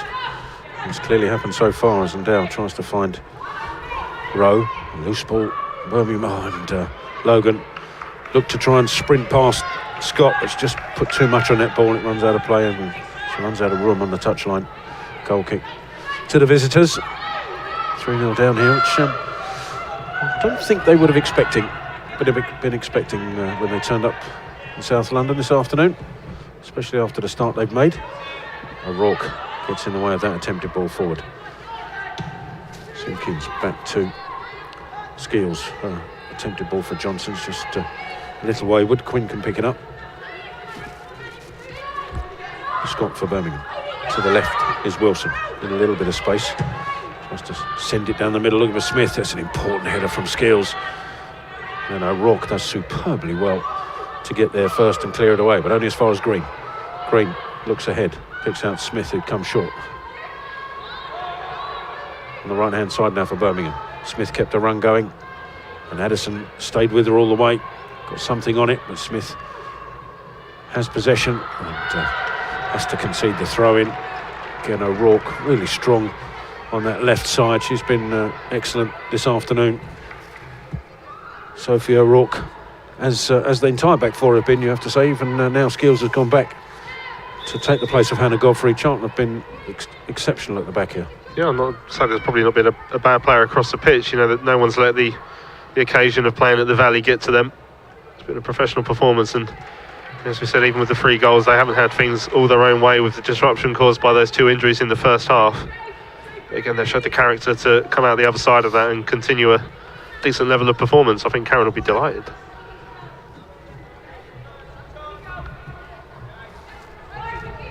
It's coming up to 14 minutes gone in this second half. Rogers gets the goal kick away. She was looking for O'Rourke, but put too much on that. Birmingham overthrowed her. Take it quickly. Look, Smith was the target. Covered off well by Skeels, but at the expense of another throw.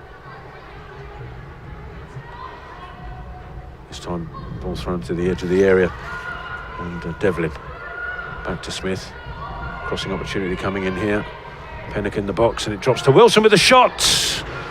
First real shot in anger for Birmingham in the second half. And Rogers would have probably had her heart in the mouth at first, because Wilson had time and space to get that shot away, but she didn't get it on target. She didn't catch it right.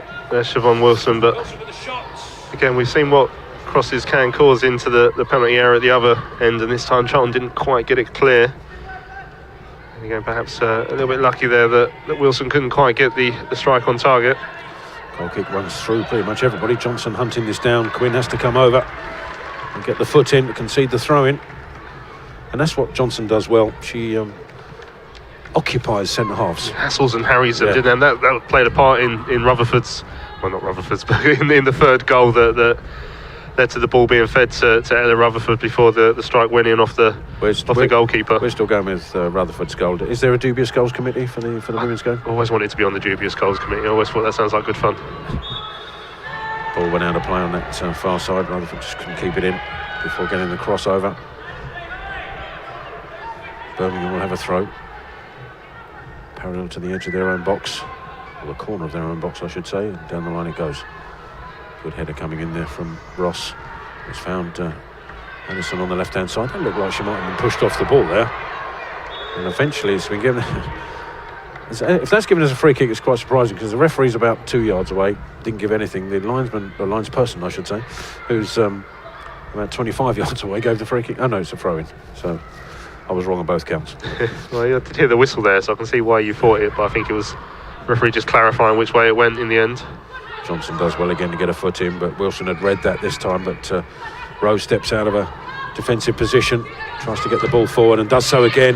Will that stay in? Unlikely. It's Logan looking for it. But Rowe, again, as we mentioned before, the entire back four has been absolutely immense in this game so far. Yeah, again, slid in and won that challenge high up the pitch, and keep Blues penned into their own half. So those visitors and supporters have got a bit quieter in this second half, but fair play to them for coming all the way down. And Rowe again gets to the header from the throw-in, then Rutherford finds Johnson, and there's a little ball back to Addison, who's recovered the situation and finds O'Rourke on the left-hand side. O'Rourke, ball into the box, takes the block to stop the ball, heading towards Johnson, and Charlton have a corner.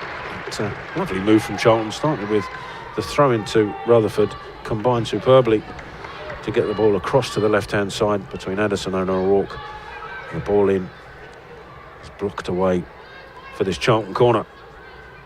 Yeah, slick passing move there. I think just the layoff in the middle of it was slightly behind its intended target, but Charlton still made the most of it. And again, set pieces. Birmingham haven't dealt with these too well this afternoon. And Dow in there making a nuisance of herself as the ball comes in. It is Dow who challenges, keeper punches away. Can it drop to Johnson? Guides it left. Shot comes in from Addison. Not enough on it. Birmingham clear it away, only as far as Rowe. It's a lovely ball left. And an only touch left into the path of Logan, whose cross comes shot. I think was hoping that it might drop towards Johnson, but instead it went straight to Thomas, who completely makes a mess of a goal kick, although it may have been because of the attention of Johnson, and I think that's what Birmingham were complaining about there.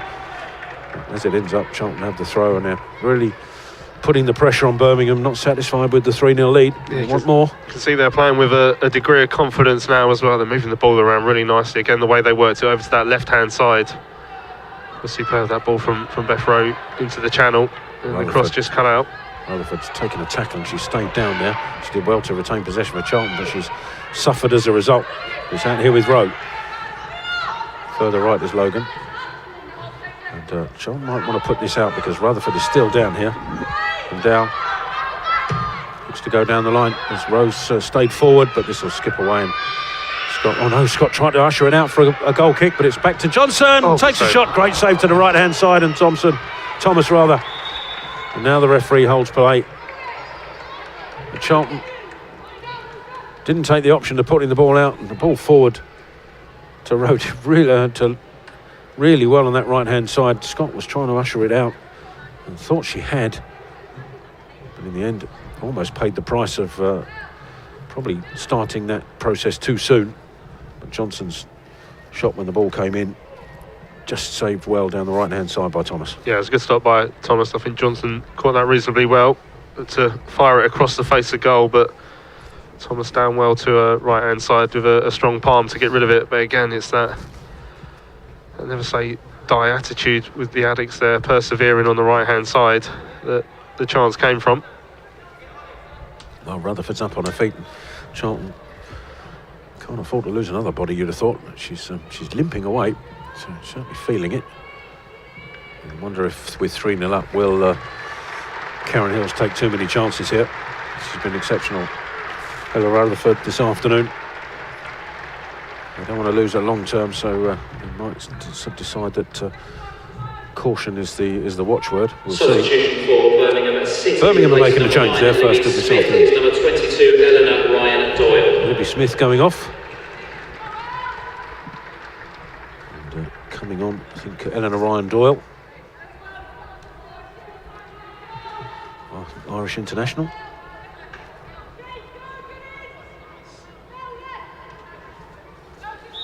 Of which there are 3 in the Birmingham squad, I believe. Escort for Birmingham. Ball up to Devlin. Back to Escort in her own half, goes to the right-hand side. Now back with Green. Like-for-like change for Birmingham. Send the ball out to Wilson. Again, Rowe pounces early. And then strongly in there is Ross. Pleased to tell you that Rutherford is back on as Green sends the ball forward for Birmingham, looking for the substitute. And Dow gets there first, but the judge to have fouled Ryan Doyle.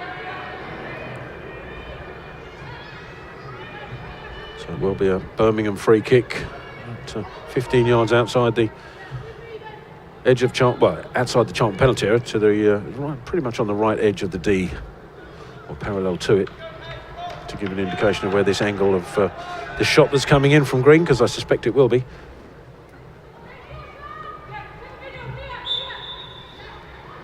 No, it's Wilson who chips it to the far side. Devlin looking for it. Rowe with the headed clearance. And Ross with the completed clearance. And goes as far as Green again, though. Sends it back towards the penalty area. Cushioned header from Quinn. Looking for Doyle, but cleared away by Rowe. And it's Logan who brings it forward for Charlton. Cuts back inside. Just holds play up a little bit because of it. Cuts back in again. She's got O'Rourke on the outside and then fizzes it at Rutherford, who couldn't do anything with that. I don't think Rutherford was the intended target, to be honest. And Birmingham have it back with Wilson. Up to Ryan Doyle. Back now with Escort. Goes to the right-hand side and Green. Looks to switch it again. Looking for Devlin, I think. Rowe is there, but heads it only to Devlin. And Rutherford superbly in to snuff that chance, or snuff that attack out. Birmingham's Devlin has stayed down here. Charlton had possession with Rutherford. Sends the ball long into the channel, asking Addison to pursue it all there, but I think she's given up on that. I don't think she was getting anywhere near it. And Devlin is still down for Birmingham, so we'll hold play up while that treatment gets attended to. The Addicts 3-0 up. If you are just joining us here on Charlton TV, we've had coming up to 23 minutes. Devlin actually down with cramp, which might affect quite a few players. A big pitch, the Valley, maybe. Although Birmingham do play at St Andrews, so you'd expect them to be a little bit used to it. Charlton players, however, the Oakwood probably not as wide. Yeah, I'd suggest so. Yeah, and as I said earlier, they have the occasion of playing away from the Oakwood and coming here to the Valley in front of a big crowd. They've handled it really well. And I think they did last season against Durham as well. It was a really great afternoon, that one, and I think this one's been equally as enjoyable. Sheffield United women have got a 7th against Coventry United, 7-0, and Bristol City women and Sunderland kicked off at 3 o'clock. That's 0-0 down in the West Country. A reminder that Durham beat Blackburn 3-1 earlier. Palace lost 2-1 at home to Southampton. We're going to lay a wager that that scoreline won't go beyond 9. Is there that unwritten law still exists about no more than 9? Yeah. Well, it's not a law I believe in. But well, it's not one because nobody ever mentioned it to me when I was playing, so, so I don't know. Yeah, no one ever took that mercy on me. To be fair, I never got close to. My team's never ever got close to scoring anywhere more than 3, as I remember. No, I think I might have got 5, to be honest. But so I don't know if it actually is. It's just strange that the scoreline always tends to stop at 9. Yeah, in the Premier League, certainly. So I don't know if it's a fable. Devlin's still down. Maybe it isn't cramp, actually. Physio for Birmingham just checking the calf out because I think it's nothing more sinister.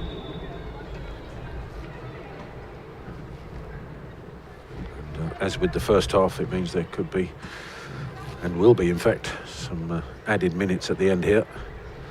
Although the referee was a bit of a law unto herself with the added minutes in the first half. I thought she just went straight through to the second half, the way we were carrying on. Yeah, we mentioned those games at the Oakwood. Next time, we're back at home for a while actually, but I think Blackburn Rovers coming up in October. Yeah, Blackburn is the next home game, and Charlton will be looking at that favourably. I would think after Blackburn's result today. I think looking at they struggled last season as well, to be fair, and I don't think they've necessarily improved their squad significantly. So this season could be a struggle again. And speaking of struggling, Devlin is really struggling to get off the pitch now. So I wouldn't be surprised if there's a change coming here. Yeah, she's in some trouble there, Charlie Devlin. Restart with the bounce ball in the right-hand corner for Birmingham. Well, I say bounce ball, the referee's going to bounce it to the Birmingham keeper, Lucy Thomas.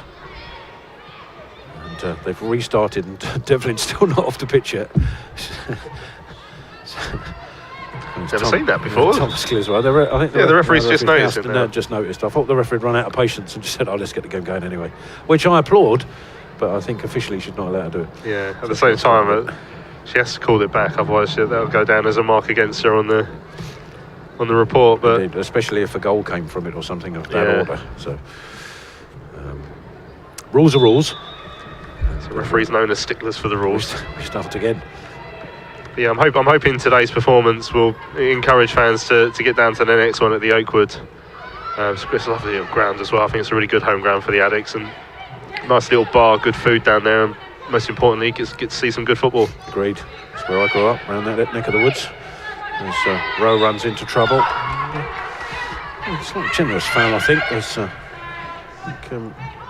Not sure that Murray could get out of the way of Rowe. She was just her momentum took her forward. She certainly took a whack for her troubles. Death row, but Charlton do have the free kick. And Dow switches across to the left-hand side, and O'Rourke puts a thumbs up to say thank you. Further out left is Addison. Looks to find O'Rourke, who kept the run going, and super football from Charlton. O'Rourke with Johnson ahead. Johnson wasn't quite expecting that.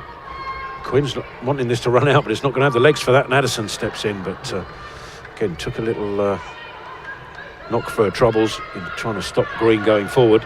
And now Addison on her haunches is down again. Charlton effectively with 10 men at the minute. And Addison has stayed down as Quinn sends it forward. An offside for Ryan Doyle. Should allow Addison to receive attention. Hopefully it's she's stretching her calves, so hoping it's just cramp. Yeah, again, she's another one who's putting the right shift today. I'm not surprised to see players coming down with muscle problems as we get into the final 15 minutes or so. The referee's just holding things up here to allow Rowe to receive treatment. I was just about to say, is that a Charlton physio? But he was running towards the sideline with a what looked like an iPad. Now I'm no medical expert, but I'm not sure an iPad would do the job. Green is number 15, Gemma Lawley. I could Google the symptoms, I guess. No, in truth, he was not just an iPad. He was running on some energy drink, I think, as well. Yeah, lobbed over a little energy gel packet. That's it. It's not drink anymore, is it? It's gel. Let's get with the times. So I'm surprised you know what an iPad is, to be honest. Good point. As Birmingham make a change. It took him a while. He's going off is Charlie Escort. Let's see who's coming on, actually. I missed in looking to see just how Angela Addison was. I didn't quite see who's come on, but I think it might be Delphi Cole. Number 40 who's come on. Charlton get the game back underway. Looking down the right-hand side, Logan with a touch into Johnson's path. Trying to go back to Simpkins. And he ran as far as Lawley, who is on for Birmingham as well. Birmingham have it back on the left-hand side. Scott trying to go forward. Stopped by Logan.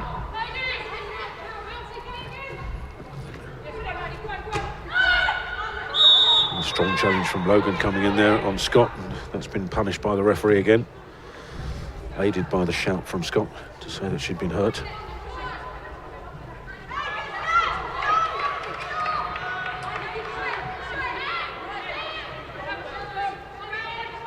It's going to be Murray with the free kick. Just a little touch back to Lawley, who's come on for Green, actually. Quinn then over to the right-hand side. Finn trying to go past Addison. Addison adjudged to have fouled Finn, which I've looked a little generous at first glance. Birmingham have a free kick. It's on the touchline. We've had half an hour of this second half. A quarter of an hour of normal time to play. There will be added. Birmingham look to send this into the box. Yeah, just don't want any silly mistakes now going into the final quarter of an hour. Don't give Birmingham any sniff of a comeback.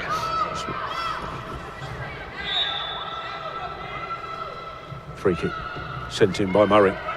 Headed clear. Headed clear well. So Birmingham have it back. It's Murray once more to send it into the penalty area. It's avoided everybody, but it might come through to Wilson on the far side of that penalty area. Back into the box it comes. Charlton trying to force Birmingham out. It's really good work from Ross to do so. He's still not back in there. Quinn with the header back. Rutherford with the header away. Finn beaten to it by Logan, and Charlton almost benefited from that because Johnson wasn't a million miles away from there. But Eastcote just got there first. Ball forward into the path of Lawley. Charlton win it back. It's now with Rutherford. Oh, look to go right to Logan. Didn't quite get that right. Birmingham can counter here with Wilson.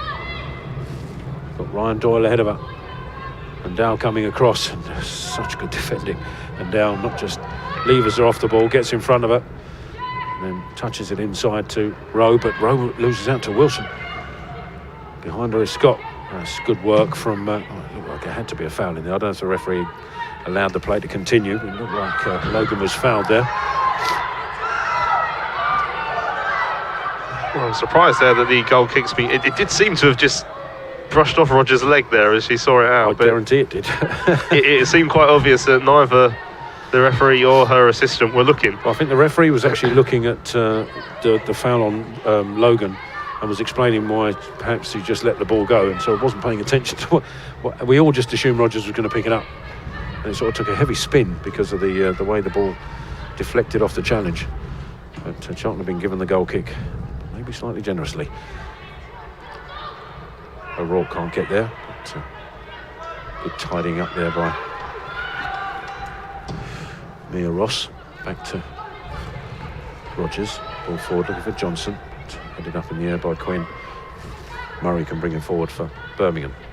Looking for Ryan Doyle. He does well to get the ball wide, but the ball in is cut out by Undow.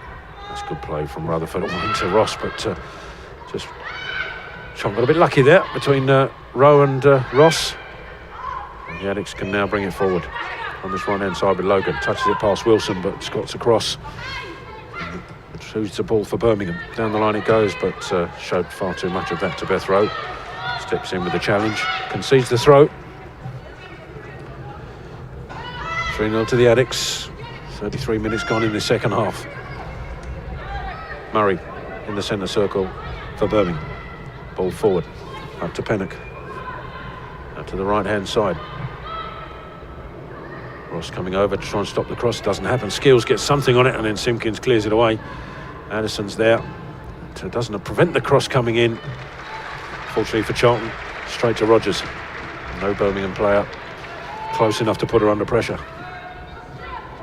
I think the numbers who have come down to the Valley today will be really pleased with what they've seen from the home side. Rogers sends it forward. Looking for Logan, but it won't reach her. A little push on Scott there, which went unnoticed. The ball back from Lawler, almost went straight to Johnson. Birmingham made a meal of clearing that, and it's run.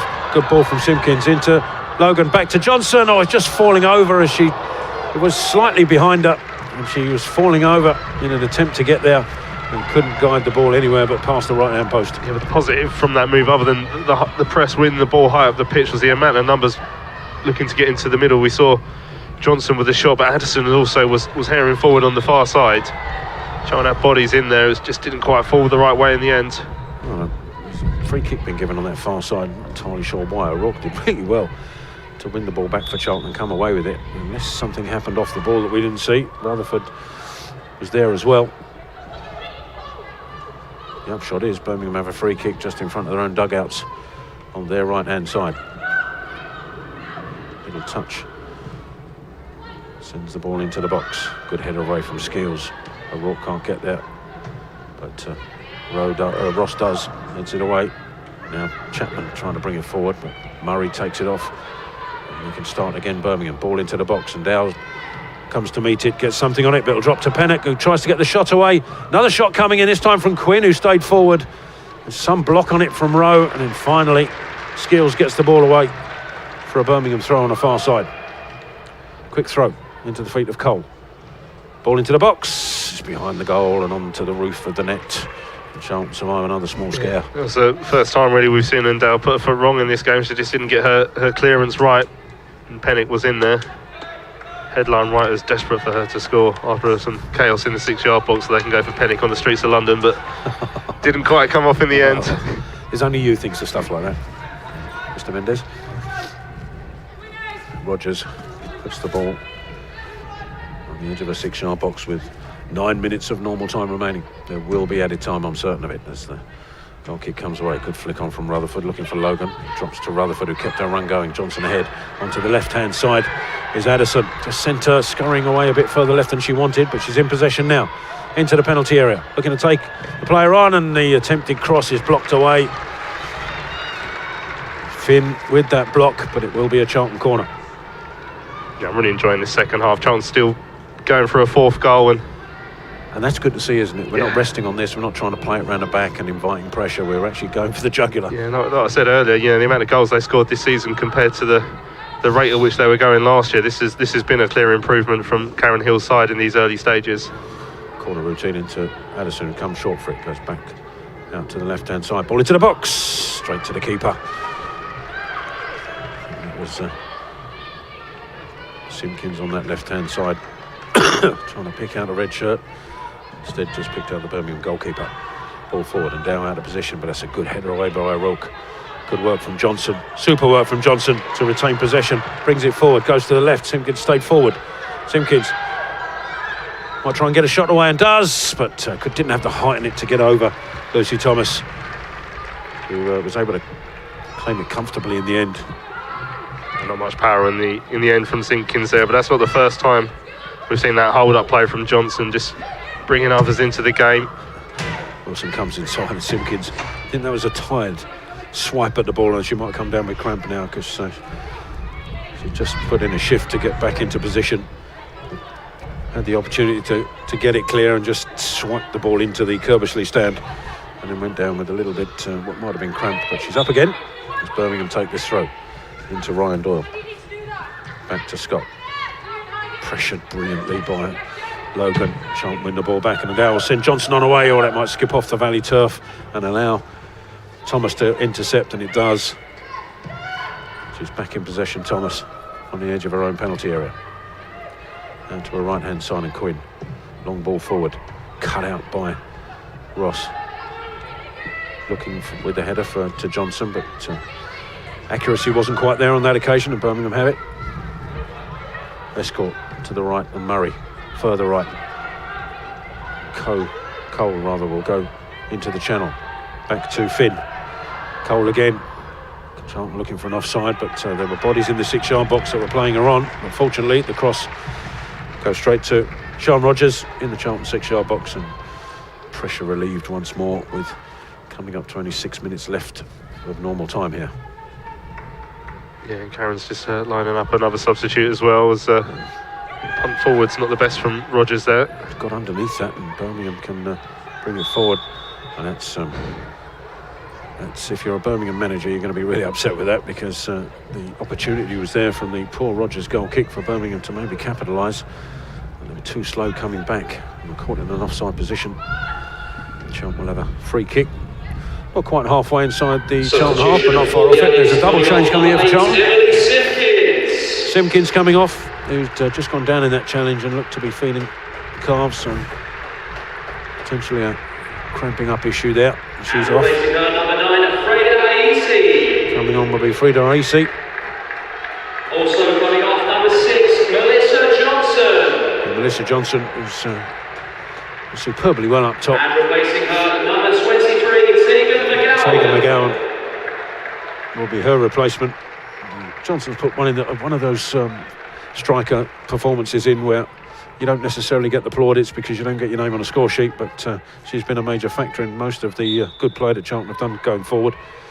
She's been absolutely tireless up top, and as is Simpkins in the middle as well. They've both earned that rest. I think they'll be reasonably pleased with their afternoon's work. Once again, O'Rourke does really well at the back for Charlton. Sets a move going. It's Rutherford. Brings the ball forward. Down the line it goes to Addison.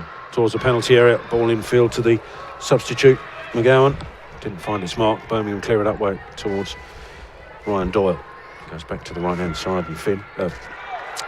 Finn tried to go down the line. Good block again from Charlton. I've been looking forward to seeing Freda Aisi playing in this Charlton team. Her social media skills are quite interesting. If you see the tricks and the flicks she can do on there. There's a great video of her with Ian Wright watching one of her tricks. Yeah. But I'd love to see how that translates into the 11-a-side game. So looking forward to her cameo here. And here she's on the ball now.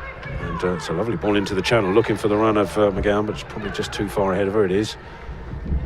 Yeah, she's certainly got all of the footballing skills in her locker. As Freda Aisi.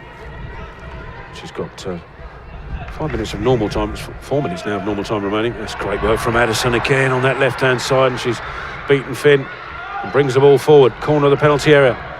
McGowan calling for it in the box. Addison just holding it up.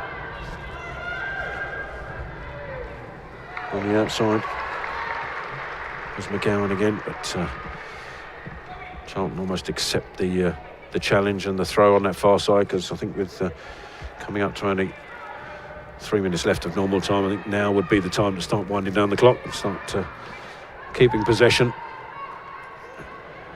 Nothing silly here, and especially you don't want to invite any injuries, any more injuries than we've already had. As Aisi picks up the ball edge of the penalty area. 2 Birmingham players round her, and they come away with the ball, and it's Pennock for Birmingham. Sends it long, looking for Ryan Doyle, and Ryan Doyle is going to get there first, and Dow thought Rogers was coming. Rogers makes the save, and then the flag goes up.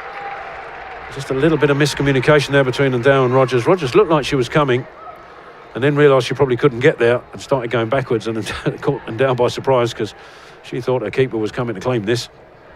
Fortunately for Charlton, the linesman's flag saved both their blushes. Yeah, I'm going to assume that Ndao knew the flag was coming there because there was a bit of a miscommunication. Good save in the end though by Rogers. Yeah, she did what she had to do in the end, but yeah, just slight breakdown there, but Charlton survive and cling on to their clean sheet, which I'm sure Karen Hills will be hoping they can take to the end of the game. Absolutely, as Rogers comes out of a penalty area to take this free kick, goes long. McGowan just skips past, taking McGowan. Ball ushered back to, and there's a mix-up in a penalty area. McGowan with a chance, might fall to Logan. The keeper did really well to save the second one, and she's down in a penalty area, and the referee's got to call this back surely. It's Logan, McGowan and Thomas in a skirmish outside the 6-yard box. First of all, it looked like McGowan was going to get there. Thomas just got there first, but it ricocheted back to Logan, who thundered an effort, which you've got to give credit for Thomas for saving at the second occasion. Yeah, it was a brave stop, the second one, after again she was pressurised into the ball coming loose. Again, Karen will be so delighted, even in this late stage of the game, to see the team are still hassling and harrying at the top end of the pitch. And Logan does it again there, and then tries to set McGowan on away, but just sliced it a little. The attempted ball forward. It's away for a goal kick into the last minute of normal time. Thomas in her own penalty area goes out to Quinn. Has to go back to the keeper as McGowan pressured her. Even the substitutes are on board with the plan here. There's ball out to Scott, and Logan again does superbly well to step in. And Wilson, though, for Birmingham, comes away with the ball, and that could be the first booking. Rowe trying to slide in to get in front of Wilson, caught the Birmingham player, and I think she's going to find a name in the book. Yeah, the referee has gone to her pockets, just checking on the Birmingham player. Wilson is down. I've got the feeling there were 4 rolls there. I think that constitutes it. Might have hurt, but not quite as much as the rolls suggest. But no doubt a foul, by the way. It was an almost impossible ball for Beth Rowe to win. She was coming from a bit of a distance. Officials indicated a minimum of 6 additional 6 minutes of added time in the second half, which probably means that the timekeeping of the referee we're probably going well into tonight. We've got another hour left, yeah. And the first yellow card of the game coming on the 90th minute, which is no mean feat actually. So you've got to give credit to the referee for keeping the cards in the pockets and the players. Yeah, I don't think it's really been a dirty game. Murray sends it forward for Birmingham. Quinn is up there, and I thought initially the Addison was going to be pulled for pulling Quinn down, but it's gone the other way actually. Addison, who ended up on the floor, I don't know if there was something afterwards that caused Addison to go down. Maybe there was. And, the decision has gone the Addicts' way. So we've almost played a minute already of the added time.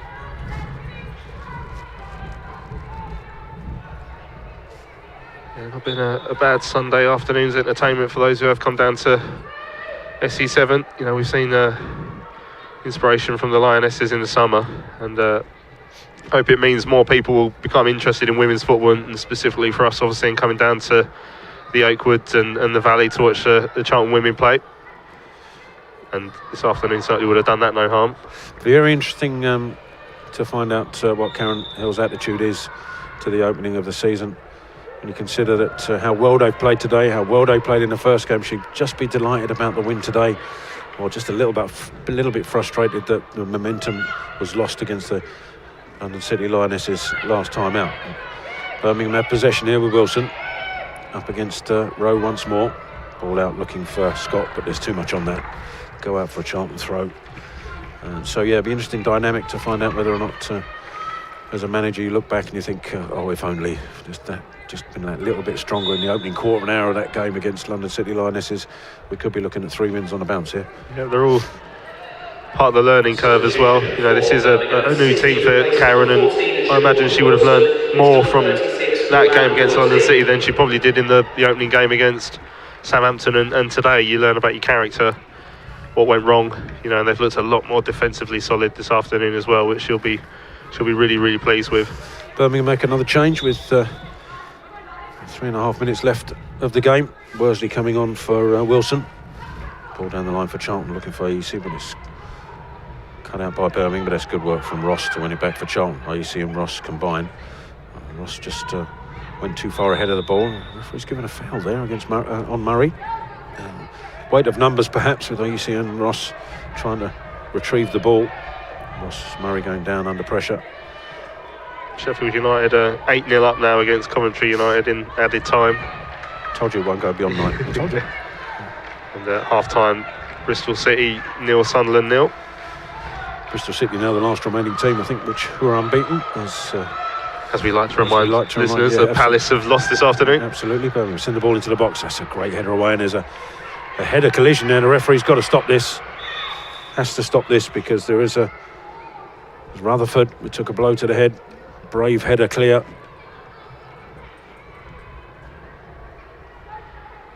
And she's down temporarily, so we'll add a bit more time. Yeah, I think Birmingham, Bristol and Crystal Palace were the 3 unbeaten sides. I think barring some quite incredible, phenomenal miracle, Birmingham should be losing today.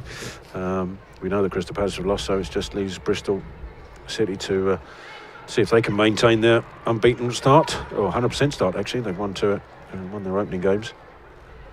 Charlton will be delighted with this. They'll leapfrog Birmingham in the table.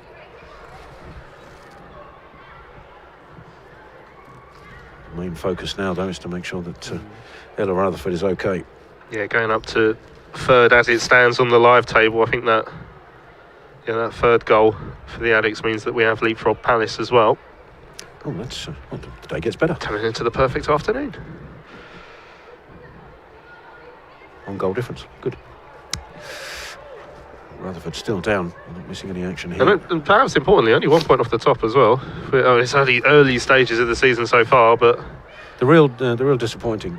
That's looking at the live table, that is. Yeah, but the real disappointing of the table is that they're still only going with the one team up. Yeah, Karen, when she came to speak to us on our Charlton Live podcast at the Player of the Year dinner last year, she spoke at length about the fact that only one team goes up from the championship, and that will be part of, especially as we see the amount of professional sides in this division now, that will be part of the growth of the women's game. More professional teams up and down, and therefore more ability for teams like Charlton, a better chance to get up into the WSL with an additional promotion place. Just give more teams something to fight for. And it doesn't encourage competition either, as Charlton send the ball forward. We are back underway. Ella Rutherford is back on her feet on the touchline as it stands at the minute. There's O'Rourke and Addison combined to win the ball back for Charlton. Ball across here looking for Logan, cut out by Scott, but AEC does well to step in for Charlton. It's found its way to Logan, looking to go on a run. Logan stopped initially by Lawley gets the ball back to Rowe, steps past one challenge and then a second, and then just runs out of room on his touchline. Birmingham throw, and Dow immediately over the pressure. Ryan Doyle. And then Logan adjudged to have fouled substitute Worsey. So it will be a Birmingham free kick. We've had the 6 minutes, but we've also had the injury to Ella Rutherford in the process, so there will be a couple of minutes. There's some singing going on. Yeah, there's a little good work. Little singing section down there in the lower west stand. Free kick comes into the edge of the Charlton 6-yard box. Quinn's up there, but AEC gets the ball away as far as Cole. It's open. The ball back again. McGowan. It's the one. Ball ahead of her. There's Addison towards. She's got Addison cuts inside. Oh, she had Logan on the right hand side, who's furious with her that she didn't layer it in because she had a much better angle to finish. Addison wanted to go on her own. And the move in the end comes to nothing. AEC back on it for Charlton though, as Birmingham can't capitalise going forward. You just saw it opening up there, and you can see why Addison wanted to go for it. It was a nice little touch inside as well to take it beyond the defender, but just too much on it, and on the near side. Logan won't be too happy with that. She might be happy now. She made a great run into the edge of the penalty area, and well found as well by Addison this time. That's a great ball back to McGowan, who shoots instantly, and that wasn't a million miles away. Lovely strike, but it's away for the goal kick. Yeah, seems to catch you quite nicely. It was one of those from this angle, it probably looked a bit closer than it was, but again, Logan there, good hold-up play, and this time when she wasn't set to be the receiver of the ball, she wasn't so greedy there and fed it off to McGowan. A good hit, but probably not quite as close as it looked like from up here. Birmingham send the ball down the Charlton left-hand side. Skills comes over, gets enough on it to put it away for a Birmingham throw. Ryan Doyle looks to take it quickly into Pennock. Back to Ryan Doyle, skips past Skills. It's back with Murray to the right-hand side, and Finn combines with Ryan Doyle. Finn gets the ball into the box, and it's gone straight across the penalty area. It drops to Scott. Gets the ball in and down with a little touch on it, but needs O'Rourke. Oh, surely there was a foul coming in there. Nothing happened from the referee. Charlton just about scramble it clear. That's good work from McGowan. Oh, and just run out of, well, I thought I was going to say she ran past the ball, but apparently Murray is adjudged to a fouler in the process. But I thought there was a foul in the penalty area there, and Birmingham put the ball in on O'Rourke. Yeah, nothing given. Would have felt a bit hard done by if they conceded there, but yeah, just as McGowan seems to be wriggling away, there was a little nibble in the middle of the park that just held her up, and the referee was right on spot to give the decision. Well, we're heading up to the 9th minute of the added 6. As the ball's gone forward, Rutherford challenging, and she'll retrieve the ball herself. I'll have to call home in a minute, I won't be back. Addison, surely that ball's out of play, looks it. Addison dumped to the floor as Birmingham try and take this quickly. Addison just discards the ball away because she doesn't need it anymore. Birmingham have the throw. Finn down the line, looking for Cole. Steps inside, but Ross is there, and then Addison. They're busy again and brings the ball away for Charlton. Great work from Logan, trying to set Rowe up on the outside, but didn't quite get the angle. And that is the final whistle. Outstanding match here at the Valley. The first one of the season for Charlton women at the Valley. And they've performed superbly. Got the goal scoring going with the strike from Ella Rutherford on 4 minutes to put the Addicts into the lead. And the second one came from the outstanding Angela Addison, who pounced in the box when the corner came in. It wasn't cleared properly. And then the third goal was Ella Rutherford with an outstanding strike, having benefited from the great work of Melissa Johnson to set her up. Long distance strike, came off the post and then back off the head of Lucy Thomas in the Birmingham goal to make it 3-0 to the Addicts. And Charlton were largely in control from that point forward. Probably could have added to the total had players been a little bit more maybe selfish in one occasion, maybe a little bit more aware of players around them in others. But Karen Hillsbury absolutely delighted with this 3-0 victory, and a well-deserved victory for Charlton, who are comfortably the better side, Louis. Yeah, great day at the Valley. I think Ella Rutherford set the tone really with that early goal, and you know, Charlton overcome the hurdles of those injuries in the first half and put in a really polished display. And as you said, it could be more in the second half. Defended well overall as well, a second clean sheet of the season, which will please Karen equally as much as the 3 goals they got at the other side. And yeah, great day at the Valley. You can see those couple of looks like youth girls teams over on the far side. They would have been inspired by what they've seen, and after the debrief that Karen will give her side, the girls will go and have their photos with some of the crowd as well. They'll interact with the supporters who've come to watch, as they always do after the games at the Oakwood as well. And it'll just make it a really special afternoon for those fans who came to see a winning Charlton side, and a Charlton side I'm sure they really enjoyed watching this afternoon. Well, a special afternoon it has been, and a great victory for the Charlton women, which catapults them up into 3rd place.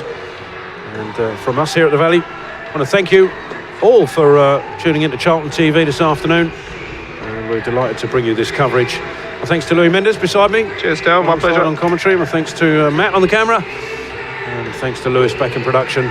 We'll leave you with the highlights of this game, but from everyone here at Charlton TV, from the Valley, thanks again. You take care and enjoy the rest of your weekend.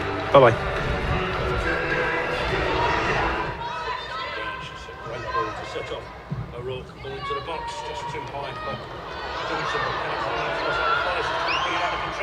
Lovely reverse pass and a slot.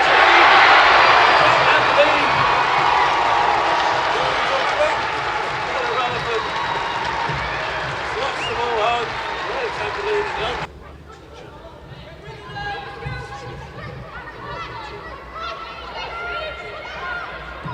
Shot comes in.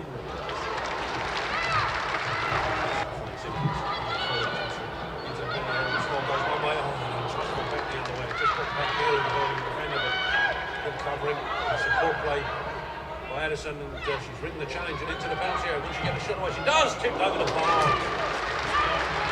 Close to going 2-0. It's one of them though, and punish away, but still alive for Charlton in the area. The ball across on. And I think the keeper.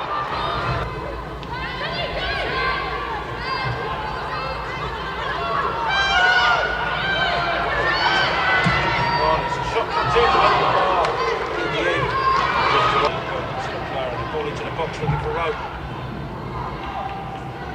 Pushing away from the danger, but it's great teamwork from Rowe. Logan back on it once more to the touchline. Tries to get the cross. Knocked away by Slot. Trying to make an impact off the bench. Johnson's there. First touch, second touch comes in!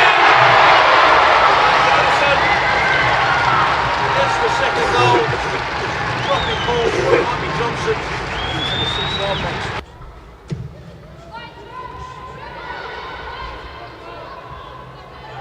Johnson as well.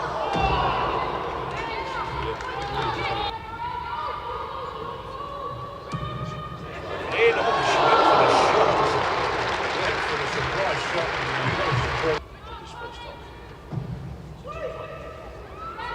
That's a lovely header coming in off the crossbar from Ross. Drilled back across. Addison with the spectacular attempt at the end of the shoots it right into the ball, takes a deflection.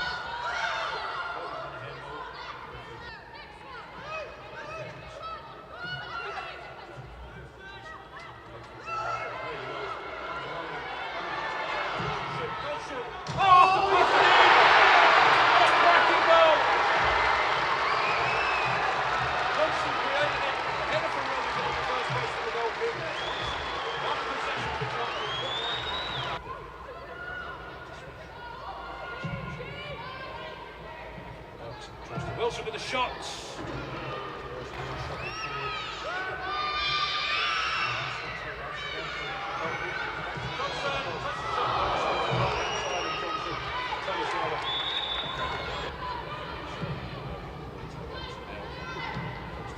Something on it, and drops to Bennett and tries to get the shot away. Another shot coming in, this time from Quinn, who stayed forward. Some block on it from Rowe.